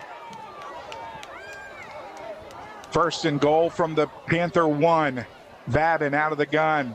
Goes right back to Williams. Williams fights his way into the end zone. Touchdown, Eagles. Defensive line on the right side, being able to hold the ball up. Williams able to launch in there in 4 or 6 points in the first score of the second half. And we'll see if they went for 2 on their last touchdown. We'll see if they opt to do so again, or they're just going to settle for 1. having some miscommunication down on the sideline, sending in the big man. So they probably will go for 2 again. And they are. The wishbone formation. Pitch is going to go to Barlow. Back to Babin. Babin's going to put it on the turf, and that is going to be no good. So with 8:17 remaining in the third quarter, it's the Eagles who have struck first, but they trail the Panthers by 1. Anahuac 15, Woodville 14. Back after this on Anahuac Sports Live. The 2020-24 season is right around the corner, so book your all-inclusive hunt with only the best. Porter's Wild Game Processing and Alligator Farm takes personal care in your experience, being the only service that offers a hunt of a lifetime with processing, high tanning, taxidermy, and the meat from your harvest all in one package. While you're there, be sure to get signed up for this year's Marshmaster Classic, an annual competition that awards big cash and even bigger belt buckles. Speaking of big prizes, let's not forget about the Great Texas Alligator Roundup at the one and only Texas Gator Fest, September 13th through the 15th. Porter's has been the exclusive partner of Gator Fest for over 30 years, so why trust anyone else but the professionals? The official start to the season is September 10th, so don't wait. Book your hunt today by calling 409-267-8413, or you can visit them on the web at portersprocessing.com. Tyler Kelly's going to field the kickoff, and he's going to take it for about 10 yards. A late flag. Very late flag. A late flag on the near side.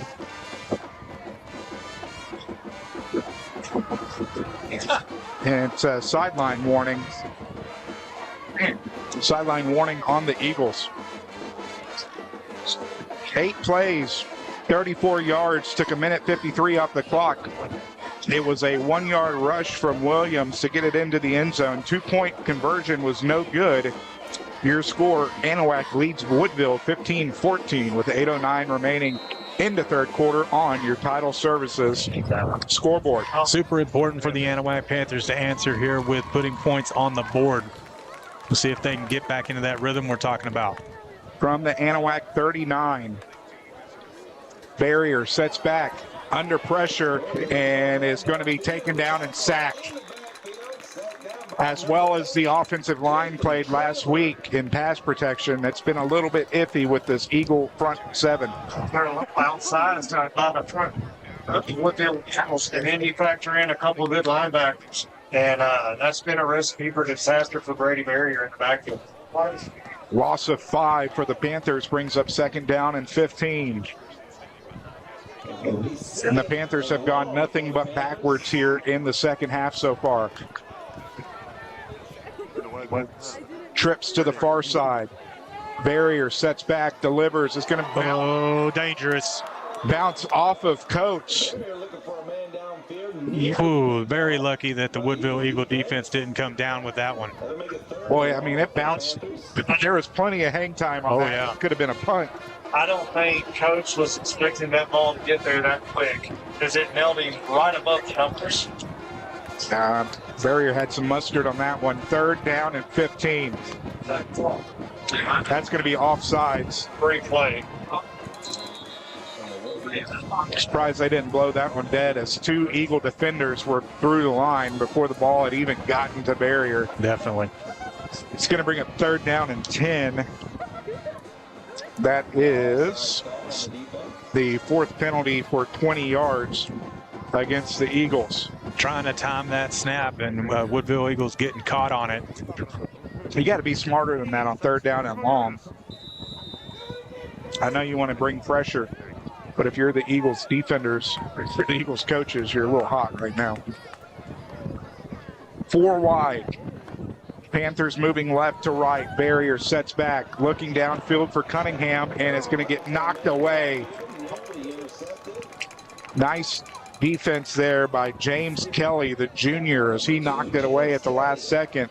That's going to bring up 4th down and 10, and the punting unit is coming back on to the field for the Panthers. Not sure about going for the glory on that particular play. I would have checked down into the flat. Brady just must not have seen it, or the defense had it covered over here in the middle.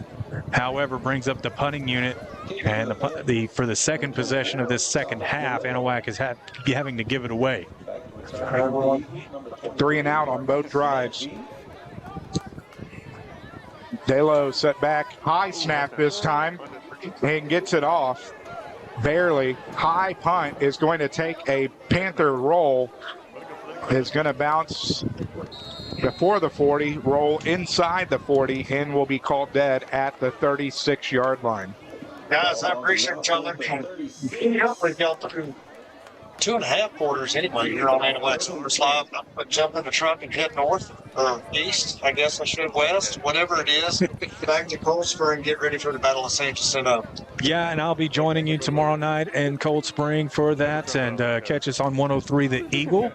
102.3 The Eagle, excuse me. But also catch us on the 5-9-in Sports Show, which will be dropping this Monday night. Special guest, head coach Greg Neese of the Anahuac Panthers. Appreciate y'all letting me hang out, Doc. Greg. Have a good night, Craig. Thanks, Craig. First down and 10, handoff. Williams is going to get a couple. We'll bring up second down and 8. He said 13 rushes, 41 yards for Zion Williams. Second down and 8, 6.5 and counting here in the third. Pump fakes, Babin looking downfield and is going to be caught. Gage Toller. Go back to this Swanky Insurance replay there. There was 2 defenders over there, and the ball was put so far up in the air, I thought they were going to try and make an adjustment to intercept it, but great job and concentration by the receiver to pull that football down, and a big gain by Woodville. Pick up a 40, handoff. Williams around the left side.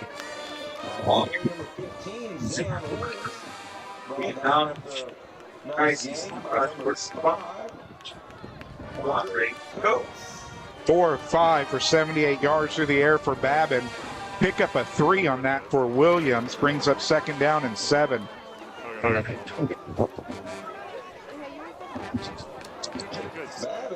Getting in the backfield for the sack this time. Loss of 1. Seeing who was coming up, I think it was number 53 for the Panthers, Caden Campbell. Yeah. Brings up third down and 9.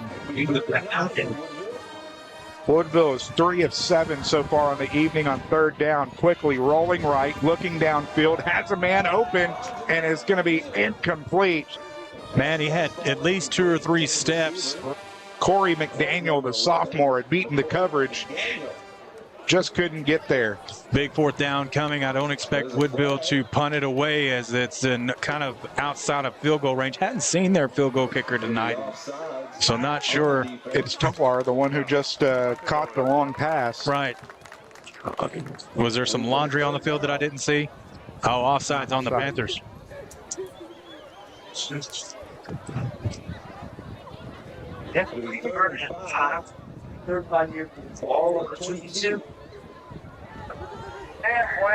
Fourth penalty for 25 yards. We're going to have a discussion here on the Eagles sideline. Head coach Ty Robinson had a question for the referee. Play will resume. Third down and 5 from the Panther 22. Williams with the handoff, has room, has the first down and more. 10, 5 into the end zone, touchdown from 22 yards out. And just like that, the Eagles take the lead. What an excellent push up front by the Woodville offensive line, manhandling the defense and getting that huge hole for Williams to put up another 6 points for Woodville.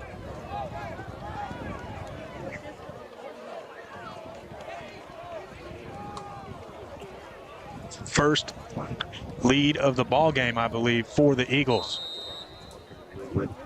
Second. Check that. Billy? Babin out of the gun. Sets back.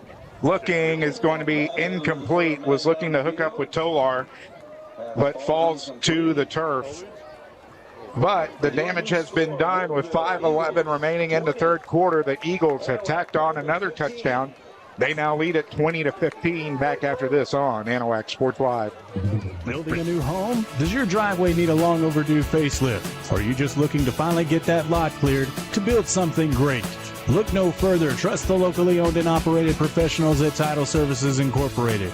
No need to hire multiple contractors.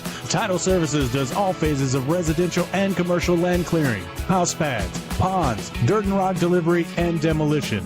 Call for a free estimate today at 409-267-1057 or visit them on Facebook at Title Services, Inc. From custom processing, professional guided hunts, high tanning, and gator merchandise, Porter's Processing and Alligator Farm offers a personal experience like no other. Locally owned and operated in Anahuac, Texas since 1987, Porter's has been Southeast Texas' choice for any hunting adventure need. Now offering full-service processing of gator, deer, beef, hogs, and other wild game, make Porter's Processing this hunting season's one-stop shop. Go to portersprocessing.com or call 409-267-8413.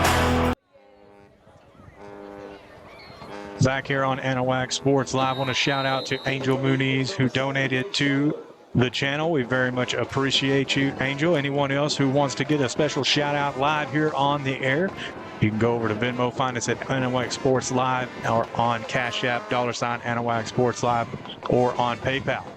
Tolar gets into it. End over end kick is going to be taken at the 20. Slips on the field and is going to fall forward to about the 27. As handling that one was Chad Godfrey, the senior.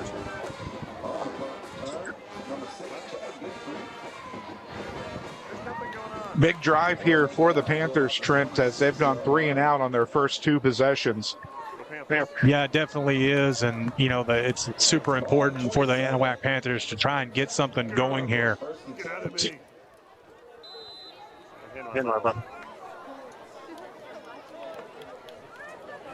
Barrier going to keep it himself. 35-40 has room, makes a move. Touchback has blockers across midfield, and it's going to get pushed out of bounds at the 45. Not so sure that was designed, or if Barrier just saw the hole and went for it. But a huge hole opened up for him and had the awareness to cut it back toward the far sideline to get some extra yards, and now they're in Woodville territory. 28 yards on the carry for Barrier, as Delo is going to take this one for a yard. First down of the second half for the Panthers. Timeout down on the field. Actually, no. I thought it was going to be an official timeout, but he second-guessed it and said keep the clock rolling. 2nd down and 9 for the Panthers. From the Eagle 44.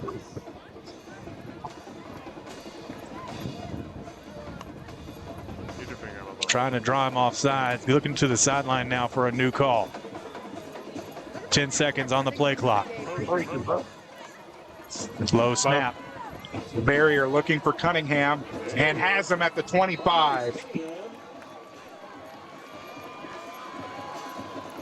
So good read there by the coaching staff to get in that play and hit Cunningham down there outside the numbers. Moves the chains again, and now Anahuac's got something going. 24. That's a 20-yard pass and catch. Handoff. De La O around the left side is going to get back to the line of scrimmage.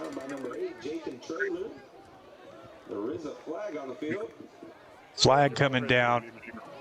Offsides against Woodville.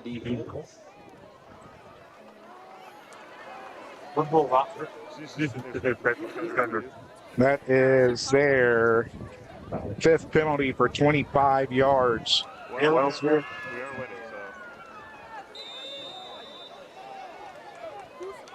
First down and 5 as they head into the Eagle red zone on the 19. From the far hash, Anahuac moving left to right. Low snap again. Barrier pumps, decides to take it himself, and they're going to try to push the pile again. Looks like it's going to be a pickup of 3. We'll bring up 2nd down and 2. kind of a busted play there as Woodville is getting a little bit more pressure. Brady really hasn't been able to step up in the pocket like we've normally been able to see him, especially last week. But this Woodville, credit to the Woodville defensive line, they're really wearing down the Anahuac front. 2nd down and 2. Barrier's going to keep it again, straight up the middle. He's going to get met, and he's going to get dropped at the line of scrimmage. No gain, 3rd down. Big hit over there, and in on that was number 23, Menifee. I'm trying to see the other numbers. I think Hunter was also in on that. Calhoun as well, from we heard from the announcer over here on the speaker. 2:45 and counting here in the 3rd quarter. Another timeout. And that is going to be Anahuac's 2nd timeout of the 2nd half. We'll take it with them back after this on Anahuac Sports Live. Since 1948, Wilcox Drug Store has been the Anahuac area's most experienced and trusted pharmacy. Continuing its long-lasting reputation for personal attention to all your medical needs, Wilcox Drug Store offers counsel, refills, transfers, compounding, flu shots, and delivery. Visit pharmacist Dave Wilcox and his experienced staff today at 1208 Miller Street in Anahuac or call 409-267-6141. Wilcox Drug Store, delivering solutions, delivering confidence. Swanky Insurance in Anahuac, Texas is dedicated to community and service. That includes saving you money. With access to over 30 carriers, Swanky Insurance will give the personal attention that you deserve and tailor any policy specifically to your needs. From home, auto, flood, and windstorm, they are the one-stop insurance agency. Call agent and owner Todd Swanky to get your no-obligation cost-saving quote today at 409-267-3115, or you can visit them at swankyinsurance.com. 3rd down and 2. Barrier taking it up the middle is going to get the 1st down. Had a full head of steam. Picks up 5. Moves the chains.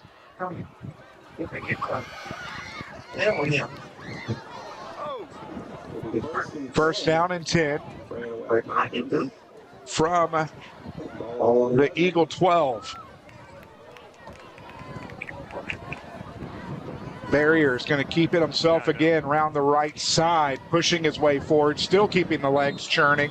Is going to get inside the 5, down to the 4, as that's going to be a pickup at 8, 2nd down and 2. Well, it ended up working. That was 2 design plays for Barrier just to pound the football and get some extra yardage out of it, and he ended up doing that. 8 on the play, and they'll probably just keep on pounding the football until they reach the goal line. Getting ready to get behind Barrier and shove. Might have gotten 1 out of it. That's going to bring up 3rd down. I'm glad I'm not the only one that calls it the tush push.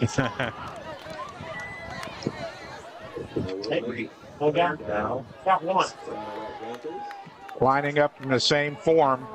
It's going to inside handoff to Coates, and he's going to get into the end zone. Touchdown, Panthers. Well, nobody expecting that one. Kind of set that up with the what, 4 runs in a row to Brady. And that's a good draw up. You know that they've used it 3 or 4 times tonight, and we're not expecting the inside handoff as Coates is able to hit Pater.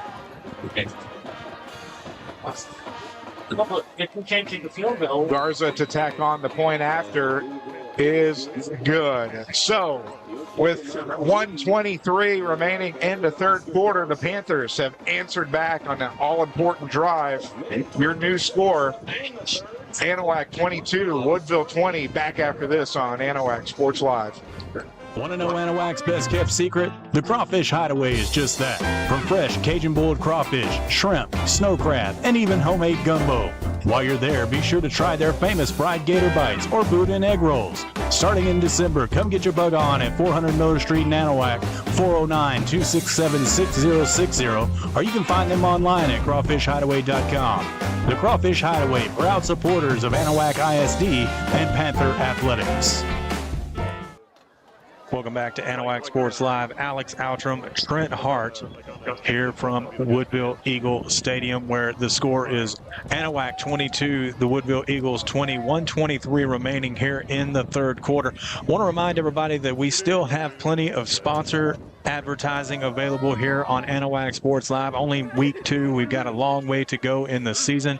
If you're interested in being a quarter sponsor, scoreboard sponsor, if you want a commercial, we can design anything that you might want for your business. So give us a call, 409-527-2949, or you can reach us at AnahuacSportsLive@gmail.com. I'd be happy to help you and get your business advertised for this, what quite possibly could be one of the best seasons that we've experienced in the 5 years of ASL. Hey, man. 9 plays, drove 73 yards, took 3:42 off the clock. Andre Coates capped off the drive with a 3-yard rush, and Garza tacked on the point after. Your new score, 22-20 on your Title Services scoreboard. Line drive kick is going to be taken at the 21, across the 30.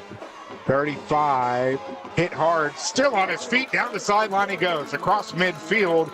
Flag's going to fly in, so we'll have to determine what that is. As it stands right now, the Eagles are setting up shop in Panther territory. I don't know if it was a block in the back or maybe a clipping. We'll see what it is here.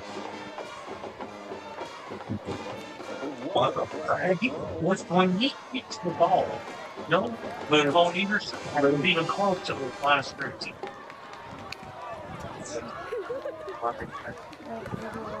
I didn't see what the call was. Did you? It was a push in the back, and they're marking it off from the 47. So it's going to push them back all the way back to their own 37. It's kind of a big break there, and Woodville getting another huge return out of it. One of the reasons why Garza was putting it on the ground, because Woodville's done such a great job at returning the football on kickoffs. They really have. Nonetheless, first down and 10 for the Eagles from the 37-yard line. Babin out of the pistol. Handoff. Williams is met in the backfield and dropped. There's at least a yard. Linebacker was kind of disappearing. He just showed back up right there. Brings up second down and 11. So Jackson Leith in there for the Panthers, bringing him down.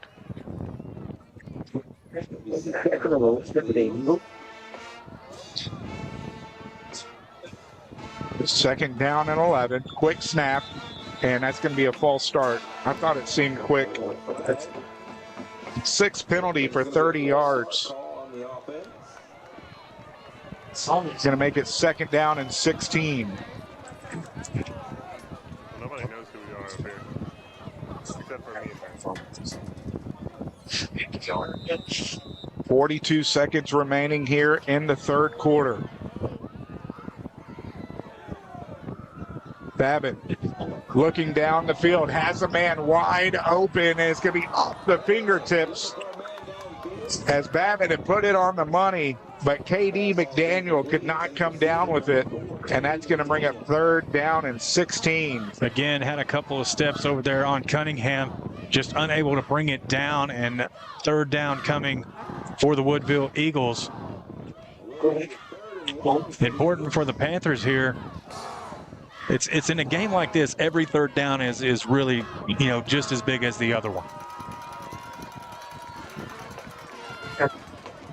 3 of 8 on the evening for the Eagles on third down. Looking down the middle of the field is going to be complete. And that's going to be a pickup of 8, but still going to be far short of the first down. Woodville wondering if they're going to try for it here. Not a whole lot of exchanging of personnel. Yeah, now we're seeing some. Be fourth down and 6. They're going to let the clock run out and have a little bit of time to think about it. And that is the end of the third quarter of play. We invite you to stick around for the fourth quarter. Your score after 3, Anahuac 22, Woodville 20. Back after this on Anahuac Sports Live.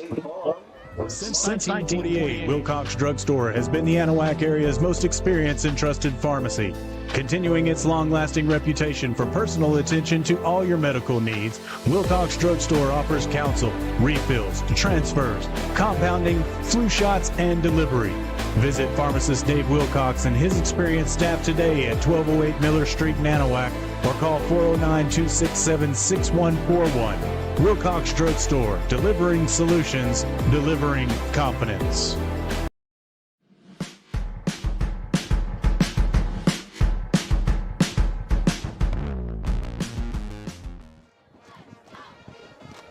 Alex Outram, Trent Hart, Kyla Hart, Shane Rakestraw back here as we are set for the fourth quarter of action. Anahuac leading by 2 with the punting unit coming on for the first time tonight for Woodville. Yeah, I got to be watching for a possible fake, but I don't think they will.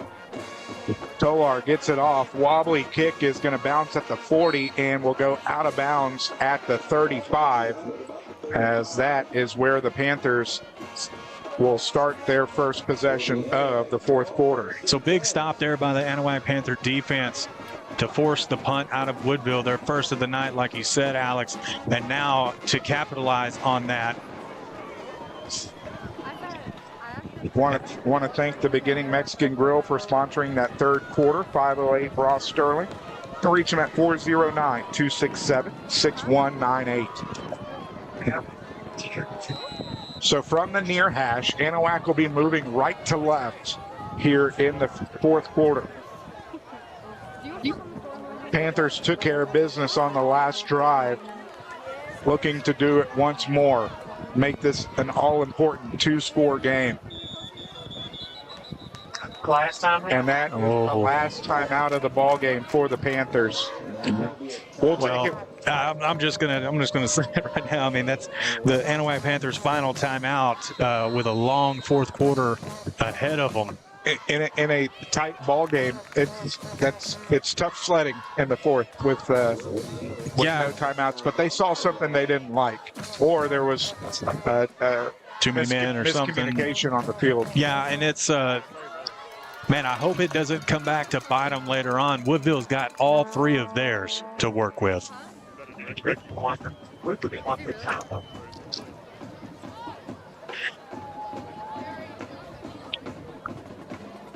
Nonetheless, first down and 10 for the Panthers.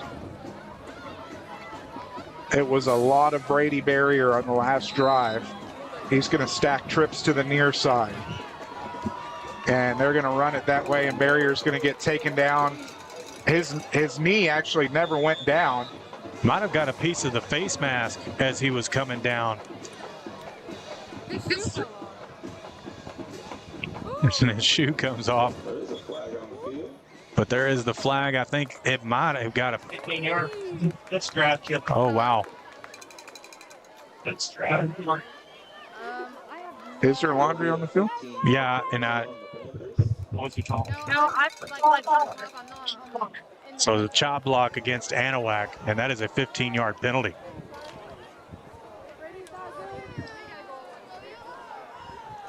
So stacking that on the last time out. That's their 5th penalty of the ball game for 50 yards. We talked about penalties a lot last year, not so much last week. First down and 25. Quick toss, Coates across the 25, and is going to get knocked out of bounds.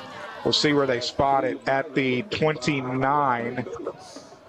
It's going to be a pickup of 9. Coates 4 receptions for 25 yards. 95 yards through the air tonight for Barrier.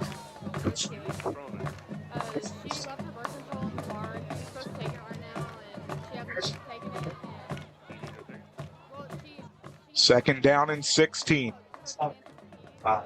A long 15, a short 16. 5 seconds on the play clock. Barrier sets back. Under pressure again, is not going to get it. He's going to get sacked. Loss of 6. Eaton short. So it cut.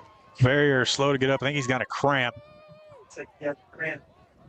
Just find out. Get here. The officials timeout.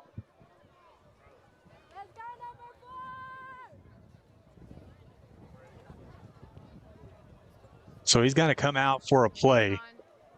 Limping a little bit. I think he is experiencing some cramps down there in the hamstring area. 3rd down and 22 on the next play after the sack.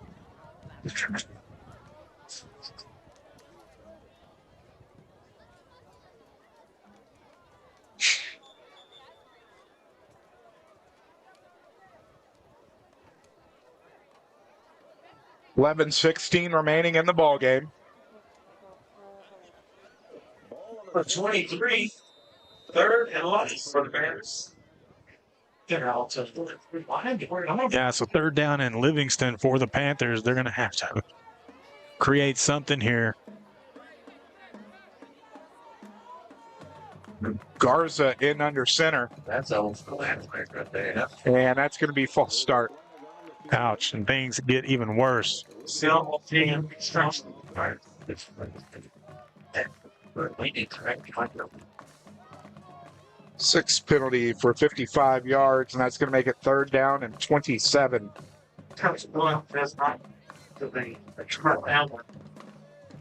Barrier does not check back in.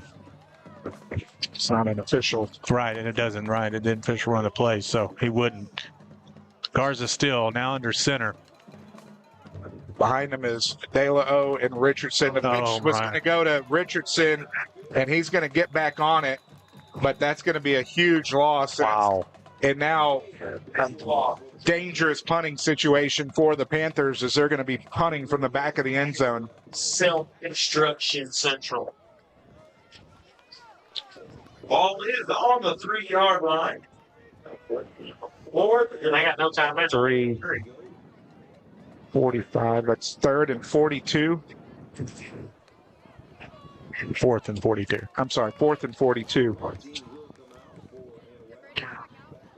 De La O is going to be one step from the back of the end zone, and the snapping has not been great tonight on punts for the Panthers. Yep. 4th down to 1.5. Now we're going to have to delay a game.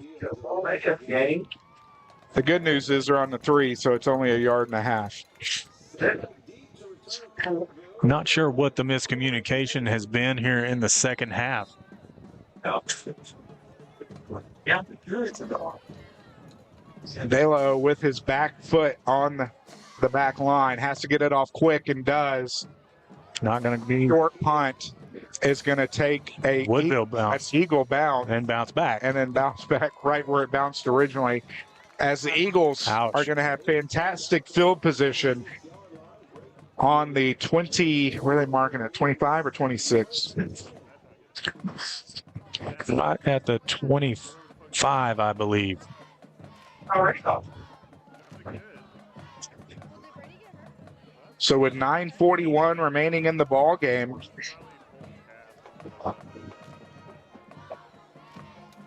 the Eagles have a great opportunity to take the lead once more. Woodville's offense takes the lead. Ball on the 55. In the first half, we'd seen a lot of the bend but don't break. Eagles handoff around the right side is going to go to Williams. Williams is going to get wrapped up in the backfield by Coates. That's going to be a loss of 2, brings up 2nd down and 12. Well, we're in the 4th quarter, and I was wondering how the conditioning would come into play for this Anahuac Panther defense. Hasn't had to quite be on the field as much in the second half as they were in the first. Fortunate for them. And it's been pretty even here in the second half. And the pace of the game is kind of slowed as it was in the first 2, so. Big hit. Ball's loose, and Kelly is on it. Took over Eagles. The Panthers recover. What a huge hit there in the backfield. Coates in on it. Let's go back to the replay. As you can see, Turnover. Good penetration up front to get to the quarterback. Jumping up was Coates, and then dang, what a sandwich play there between him and Kelly coming up with it. So after the disastrous drive on the possession that Anahuac had on their last one, now they're able to come up with another huge defensive play and try to get something going on offense. 5th turnover of the ball game for the Eagles. Barrier sets back under pressure again. Is going to get it away to De La. Made something happen there out of nothing. He was going to get brought down in the backfield for a loss and saw De La sitting there waiting for it and just underhanded it to him. Pickup of 8.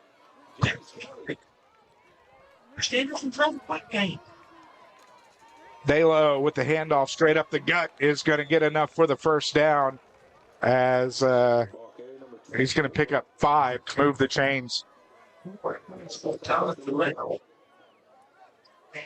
8 minutes, first and 10. First and 10, Barrier under center. Fakes the pitch. He's going to keep it himself. Is fighting his way forward. Is going to be stopped as they're going to mark it at the 42. Anahuac trying to eat up some of this clock. Woodville, in all likelihood, will get at least one more possession. Just now under 8 minutes to go. Yeah, they still have all 3 of their timeouts left. 2nd down and 6. Barrier from the far hash. Quick toss. Cunningham makes the defender miss across midfield. 45, pushed out of bounds at the 41-yard line. 20-yard pickup on the pitch and catch from Barrier to Cunningham. 16th first down of the ball game for the Panthers. Cunningham, the leading receiver, 6 receptions for 75 yards. Linebacker. 27. Head quarterback there? Sure did. First down and 10 from the 41. Sends Kelly in motion. Handoff. De La straight up the gut is going to pick up good Loses yardage. the football. But he puts the ball on the turf. Turnover, Panthers. They called him down by contact, I think. They are calling him down. Pick up a 7 for De La. Fortunate break there for Anahuac. I think when he did come down, that maybe as he was coming down, I don't know if the turf knocked it out or somebody got a hand on it. So 2nd down and 3 inside the Eagle 35 from the 34. De La offset Barrier. Ball's on the turf. Barrier picks it up, is trying to get something. He's going to lose the yards. Not sure what's going on with the snaps today, but a lot of low snaps on the punts and a lot of low snaps to Barrier tonight. Route. 3rd down and 4. Offsides, free play, throws it up for Cunningham, and that's going to be pass interference. So they'll take the pass interference call over the offsides. That'll be a first down and 15 yards. So on the free play, another break there comes out for the Anahuac Panthers, drawing the interference call here on the near sideline. Number 21, Williams, on as the defender, upset with himself. And understandably so. Appreciate everybody tuning in here tonight. If you haven't had a chance, go over to our YouTube channel and hit that subscribe button.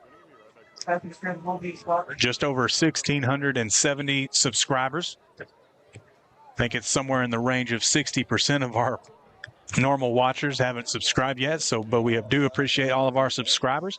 If you get a chance to get over on YouTube, just log in, hit that subscribe button, that notification bell, and you'll know every time that Anahuac Sports Live goes live. I want to thank everyone who has joined Trent and I on this journey over the last 5 seasons. After the pass interference, first down and 10 from the 21. Panthers Showing driving, blitz. fakes the handoff, looking downfield, has time, and is going to get rid of it. Yeah. And they're going to have roughing the passer. Might be holding. No, we're over the basket. It is roughing the passer against the Eagles, and that's going to be half the distance to the goal. Get all by twist it out. I guess.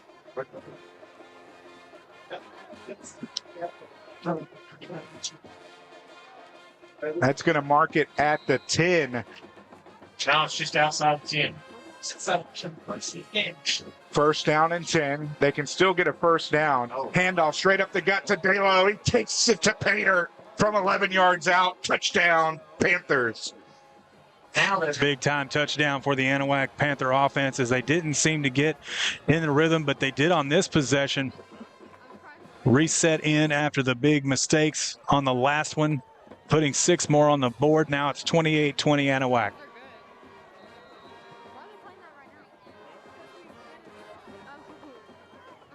Garza on the tack on the point after. Kick is up, and the kick is good. So it's 6:25 remaining in the ball game.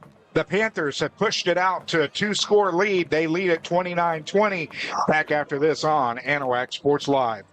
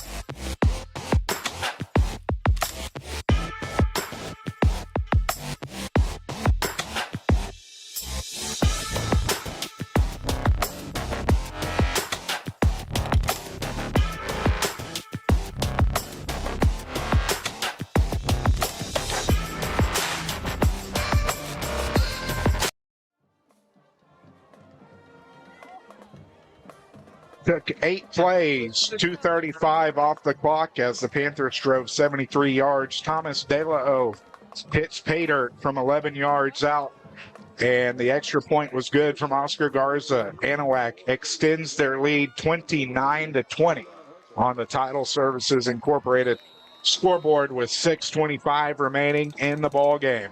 Now an all-important kickoff here for the Panthers. They have been vulnerable to the returns tonight. They need to make sure that Woodville stays back in their own territory. Thanks.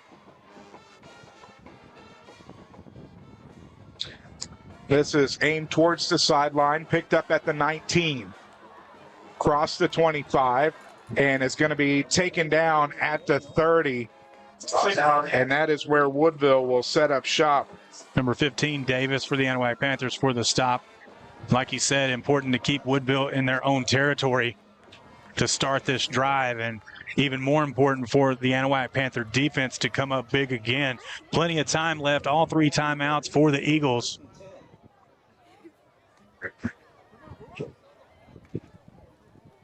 .6:16 after the kickoff. The sophomore Babin will bring his Eagle offense back onto the field. They're going to go trips to the far side, including the running back Barlow. Looking left, under pressure, and it's going to be dropped in the backfield.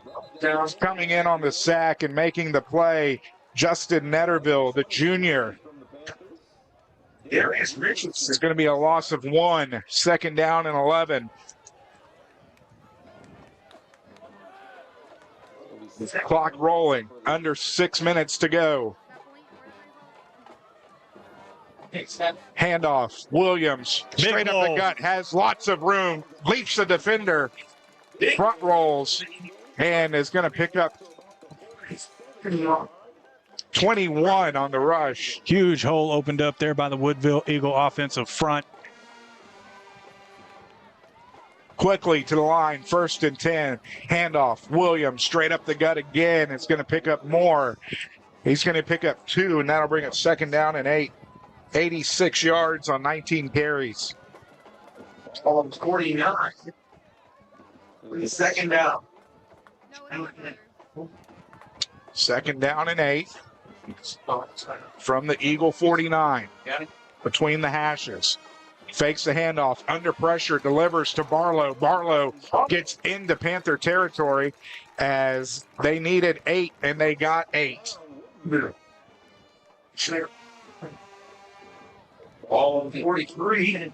Barlow all the way by himself kind of over here on the near side. Handoff, Williams. Williams going off tackle, right side, is going to have good room. He's going to get 9, and the Eagles picking up chunk yardage. 20 rushes, 95 yards. Second down and 1. Low Ball snap. Picks it up, has a man downfield down the seam, could not connect with him. Pass intended for Corey McDaniel, the sophomore. 6 of 9 for 94 yards for Babin on the evening. He's going to bring up third down and 1. Expect him to go to the big man here as he checks into the game.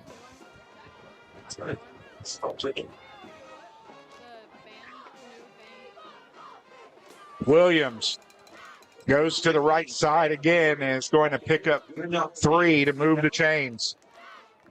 Proved me wrong. He checked into the game. Good push up front by the Woodville offensive line and another first down. Almost over the century mark for Zayon Williams. First down and 10 from the Panther 32. Rolling left. And then Coates batted at the line. Coates gets his paw up and knocks it down. Incomplete pass. Brings up second down. Yeah, Quandre Coates had a lot of those last season. His first one this season. Coming off the end over there was Coates. To get a hand on it, came straight up in the air. Almost thought it came down in the Panthers' hands, but it must have hit the turf and will bring up second down. Clock stops on the incompletion. 4:09 remaining in the ballgame. Second down and 10. Babin under pressure again. Lofts it up, and it's going to be intercepted. It's caught and intercepted by Talon Cunningham on the far sideline. As we go back to the Swanky Insurance replay.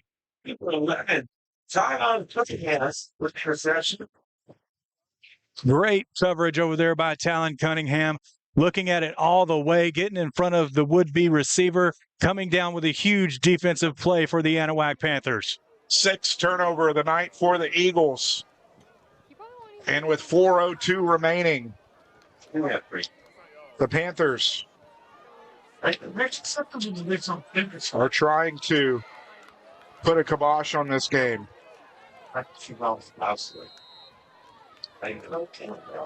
Still all 3 timeouts remaining for Woodville. Anahuac looking to drain some of this clock now. From their own 10. Barrier hands it off. Delo has room up the middle, fighting his way forward, is going to pick up 4.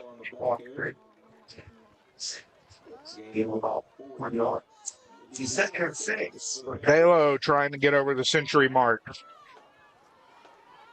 16 rushes, 89 yards. You got 9 yards? No. Second down and 6 from the 14.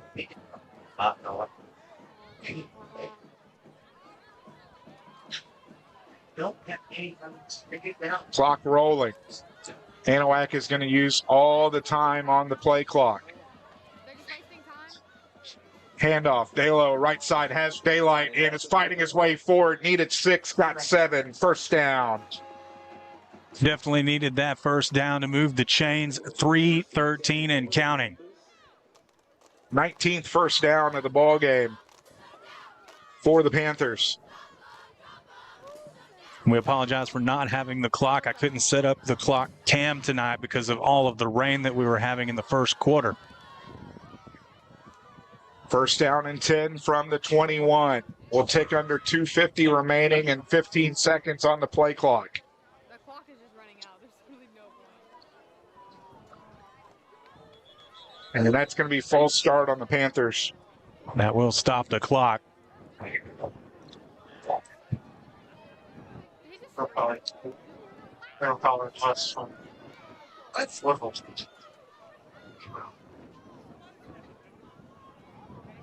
They're talking about it. I'm hearing over to my side over here that it could be going against Woodville. 2:41 remaining in the football game. It could be an offsides against the Eagles. No, they don't call that. Yeah, they're calling false start. Okay. That took them long enough to figure that out. Well, it looked like there was a wave in the offensive line. Nonetheless, first down and 15 from the Anahuac 16.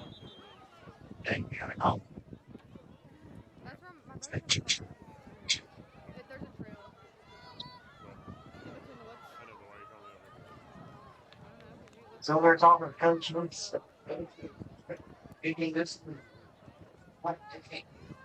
Anahuac leading 29-20 on their Title Services Incorporated scoreboard. Barrier hands it off. Dalo right side's got daylight across the 20. Gets hit hard, but is going to pick up positive yardage. Going to be a pickup of 7.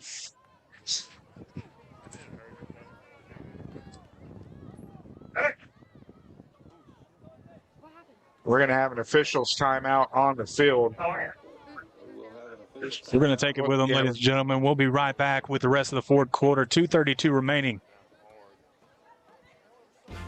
Want to know Anahuac's best kept secret? The Crawfish Hideaway is just that. From fresh Cajun boiled crawfish, shrimp, snow crab, and even homemade gumbo.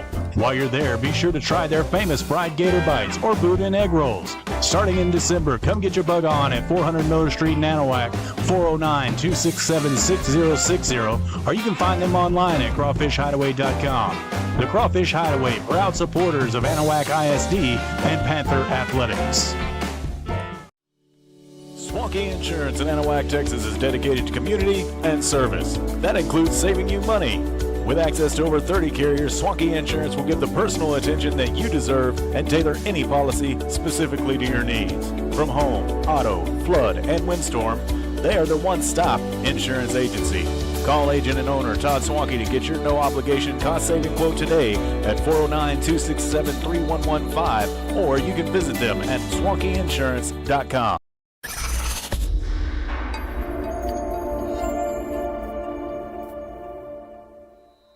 Second down and 8 after. Second down and 8 after the pickup of 7 from Thomas Dalo, and then the Eagles take a timeout to talk about it. Still 2:32 remaining in the ballgame. 2 timeouts for the Eagles, and a 2-score ballgame. I want to thank ABC Nitrogen Services for sponsoring the fourth quarter of play. You can find them at 11515 I-10 East in Baytown, 281-385-2645.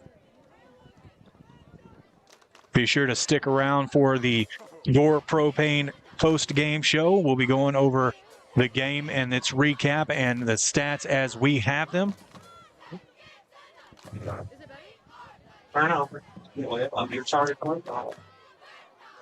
As well as the scores that we have on this Thursday Night Lights edition of Texas High School football.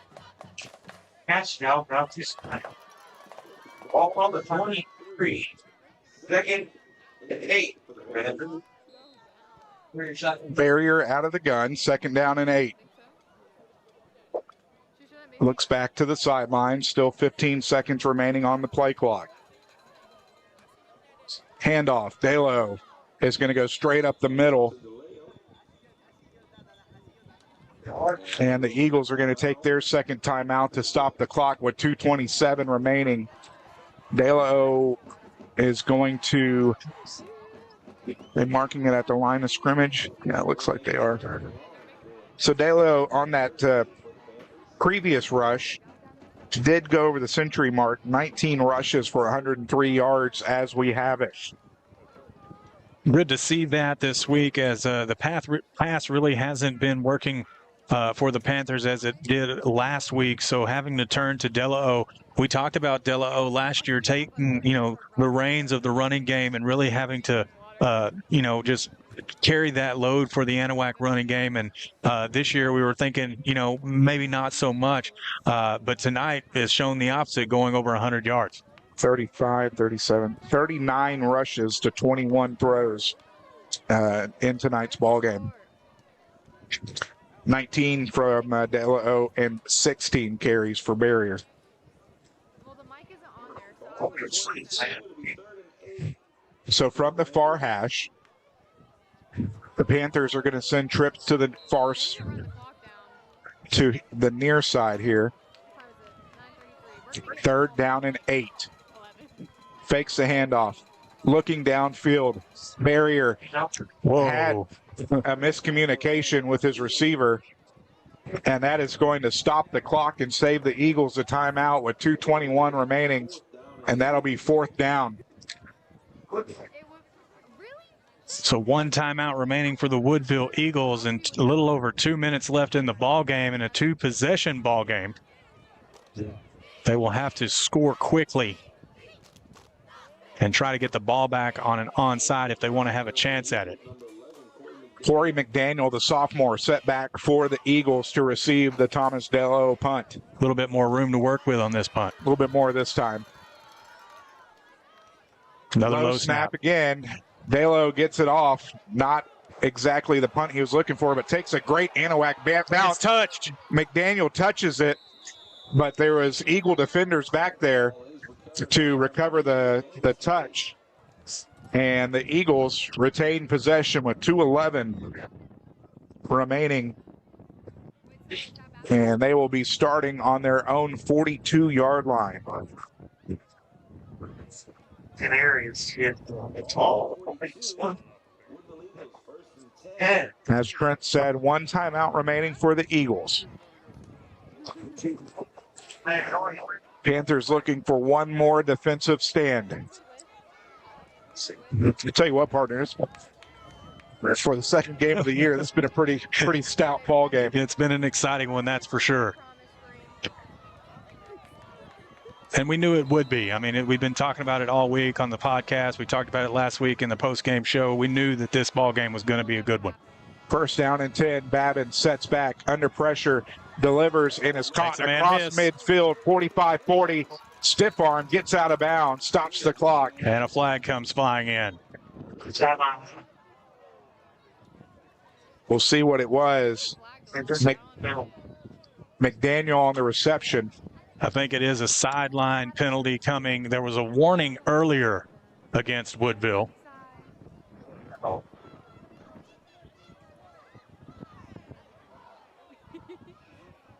You heard me the first time. So a good play may turn into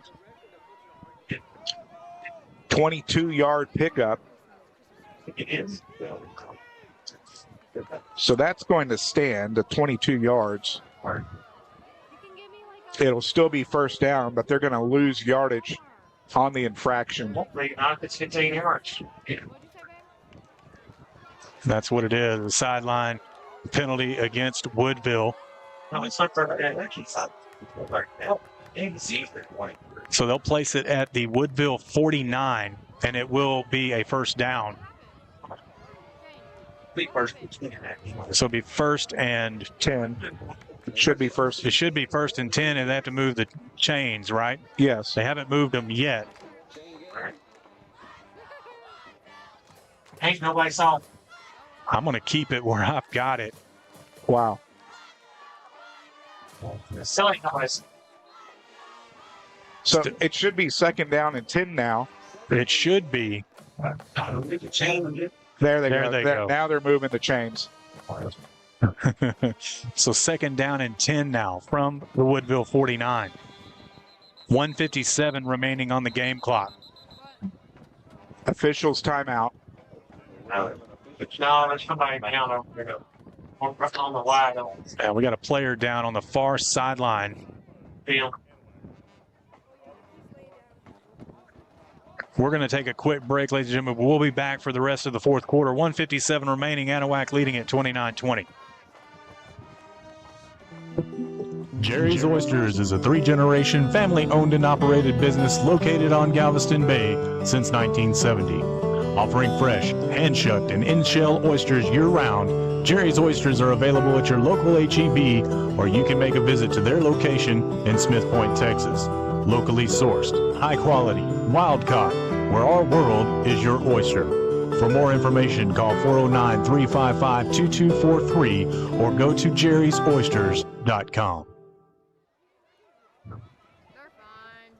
Back here from Woodville Eagles Stadium, where 2nd down and 10 from the Eagle 49.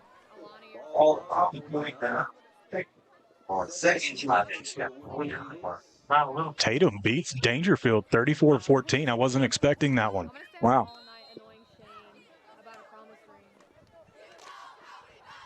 Babin out of the gun, 4 wide, under pressure, delivers through the hands of And wide McDaniel. open, too. Incomplete is going to bring a 3rd down.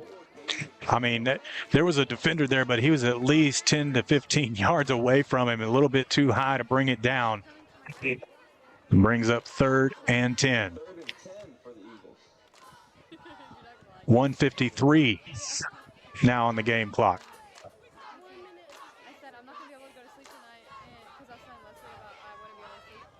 Snap back, under pressure, jump throw is going to be incomplete. Intended for McDaniel once more, and now this could be the ball game. No choice here. Woodville is going to have to go for it. 1 for 1 on 4th down, and it was a 4th down and goal.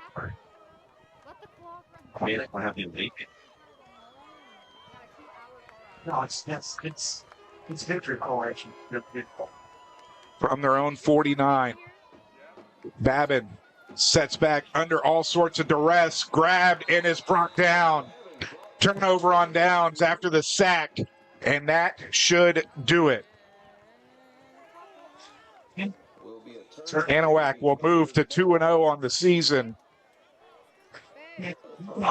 Victory formation 3 times, and the buses should be loading up to head back west to Anahuac. Again, ladies and gentlemen, stick around for our Gore Propane post-game show. We'll have everything as far as the recap is concerned of this great football game here in week 2, as well as the stats as we have them, the scores from around the area. We appreciate everybody joining us here tonight for what has been definitely a roller coaster ride back and forth. And man, it was everything that it was cracked up to be. And as advertised, as mentioned earlier, the Anahuac Panthers will take a few knees, and that will do it here.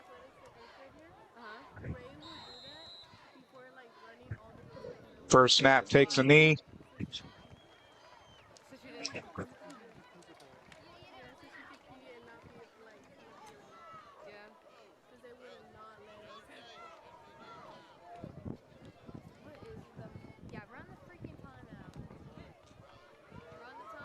Thankfully, Mother Nature let the last 3 quarters of the game go on unscathed.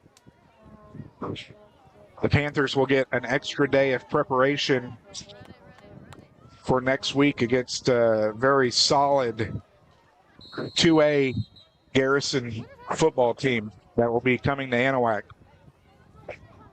Yeah, definitely another good preseason game and test for the Panthers. They'll have Lutheran South the following week before they go into district play. Going to be watching all of our district opponents tomorrow night.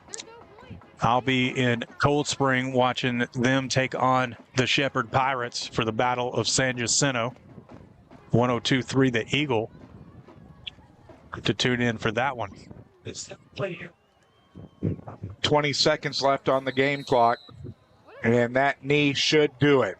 The Anahuac Panthers have come into Woodville and knocked off a very game Woodville Eagles team at 29-20.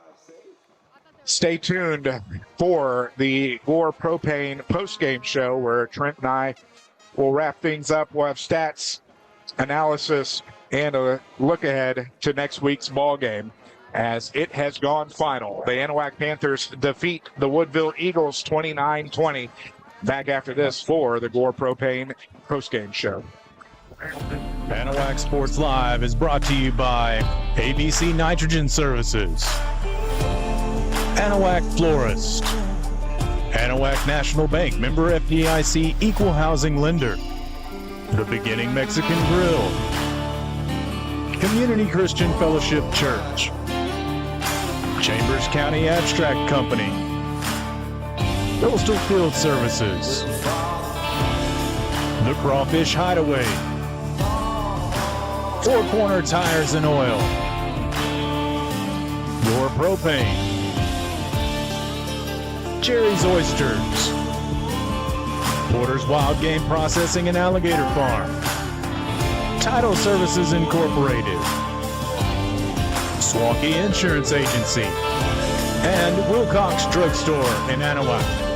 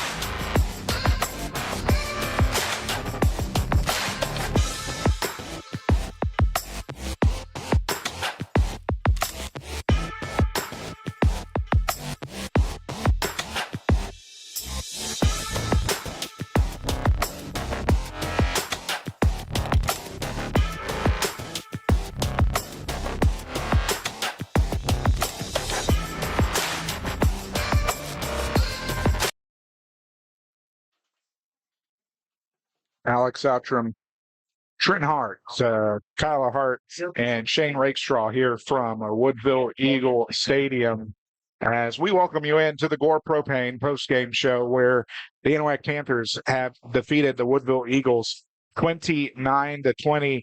And Trent, it was a knockdown, duke 'em out, scrap from the first play of the ball game, and the Panthers were able to come out on top. Well, I mean, it did have the type of atmosphere that a playoff game would provide, and especially this early in the season, it was great to see some mistakes that were made on both sides, on Woodville side and on Anahuac side. It wasn't perfect football like you might want to see in when you get to the playoffs. Definitely things that both teams can take and work and improve on as they move forward in the season. We definitely wish Woodville the best of luck as they make their push toward the 3A Division II playoffs. As for the Anahuac Panthers, I mean, it wasn't like what we saw last week, and there was a lot of mistakes being made as far as penalties are concerned. You'll go over that some here in a little bit. The passing game wasn't really in tune with itself, but they were able to run the ball pretty effective tonight with Thomas Delao.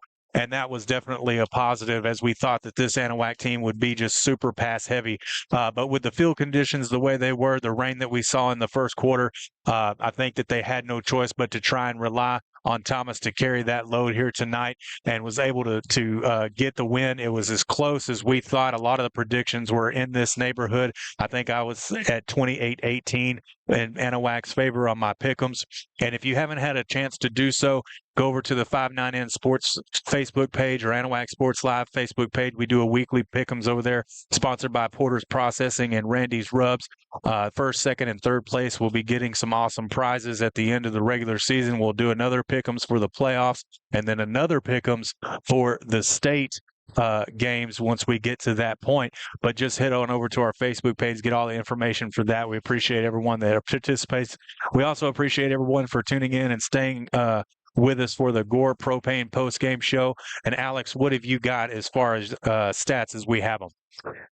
First for the Woodville Eagles, their leading rusher, Zayon Williams, 21 rushes for 98 yards and 3 touchdowns, as he accounted for all of the touchdowns tonight for the Eagles. Dustin Barlow, 14 carries for 56 yards, and Babin had 6 carries for 14. 7 of 15 through the air for Luke Babin, the sophomore quarterback of the Woodville Eagles. He threw for 116 yards and had 1 interception. Rigsby had 2 receptions for 28. Ledoux had 2 for 18. Tolar, 1 for 40. Barlow, 1 for 8. And McDaniel, 1 for 22. 8 penalties on the evening for the Eagles. 55 yards on those. 5 fumbles, 5 lost, and 6 turnovers in the ball game. They went 3 of 10 on third down, had 14 first downs in the ball game, 1 of 2 on fourth down. Well, I think that the deciding factor in this football game were those turnovers, right? Even with the mistakes that the Anahuac Panthers made, they were able to capitalize on a lot of those turnovers, which went in their favor. So if you wanted to pick something apart about this football game here tonight, and it was a good one, it was those turnovers that made the difference. For the Panthers, leading rusher was Thomas Dalo, as he had 19 carries for 103 yards and a touchdown. Brady Barrier was accounted for 16 carries, 42 yards. Darius Richardson had 2 for -2. Oscar Garza had 1 for 4. And Quandre Coates had 1 rush for 3 yards and scored on that lone rush. 13 of 22 through the air for Barrier, as he threw for 122 yards and an interception on the evening. Garza, 1 reception for 15. Coates, 4 for 25. Cunningham, 6 for 75. And De La O, 1 for 8. 7 penalties for 60 yards against the Panthers this evening, having for 20 first downs, 3 of 12 on third down, and 1 of 2 on fourth down, accounting for the Panthers' stat line tonight. Well, not the numbers that we're normally used to out of Brady Barrier. However, credit goes to the Woodville secondary. That was one of the things that I mentioned in the pregame show that I was kind of weary about on the Woodville defense, but that was certainly not the case. I must not have been paying close enough attention when I was watching the film against Orangefield. But they really shut down the passing game and keyed in on it. The Woodville coaching staff really did their homework in studying how the Panthers passed the football. However, the running game, like I said earlier, got established, and De La O going over the century mark is what really did it for the Anahuac Panthers and pushed them over the top. We were worried about some game management there, as Anahuac had to burn all 3 timeouts early in the second half. Didn't turn out to be a factor as we got close to the end. However, the Anahuac Panthers advanced to 2-0, and Woodville will drop to 1-1 as they continue to make all their pushes to district play here in a couple of weeks. The Panthers go back home next week to take on Garrison, who is a very formidable 2A foe. They definitely are. I mean, Garrison is a program that has seen some success in the past, and I have no doubt that they're going to have some ball players that can make plays, and I'm going to have to do a lot of homework on them too, because I haven't been able to watch as much film as I've wanted to this season so far. However, be sure to join us next week as we go back to Kyle White Field and the Anahuac Panthers taking on the Garrison Bulldogs. We'll be live on YouTube on Anahuac Sports Live, and you haven't done so yet, you head over there, hit that subscribe button, go over to our Facebook pages, hit that like and a follow. That way you know where we'll be and what we'll be doing. You'll get all the information on the pick'ems, and the 5-9-in Sports Show be dropping Monday night. Special guest is athletic director and head coach of the Anahuac Panthers, Greg Neese. We had Coach Ratliff of Corrigan Camden a couple of weeks ago and had that, unfortunately, we had some computer problems and it got dropped. So we'll get back with Coach Ratliff here before long. Alex Outram may be joining us on the 5-9-in Sports Show before long. Ashley Elam over there also with Hardin Jefferson, formerly of 12 News, the Sports Blitz, and Beaumont. Have all kinds of things lined out for the 5-9-in Sports Show. So you can find us on Spotify and what is it, iTunes and all the major podcast networks. So, but Alex, man, it was a great game tonight, and as always, appreciate you and Craig joining us up here in the booth tonight. It was good to have him and give some input, even though we had him on the stepchild headset. Well, if there's one thing Craig does, it's put the Ed in special. That's going to wrap it up tonight as we are good to go. We're going to head 90 minutes back west and get back to Anahuac. So, Alex Outram speaking on behalf of my broadcast partner, Trent Hart, our photographers and videographers, Kyla Hart and Shane Rakestraw, reminding you of your final score. The Anahuac Panthers defeat the Woodville Eagles 29-20. Stay tuned to our socials, check out our schedule, and make sure you tune in. Have a good weekend, and so long, everybody.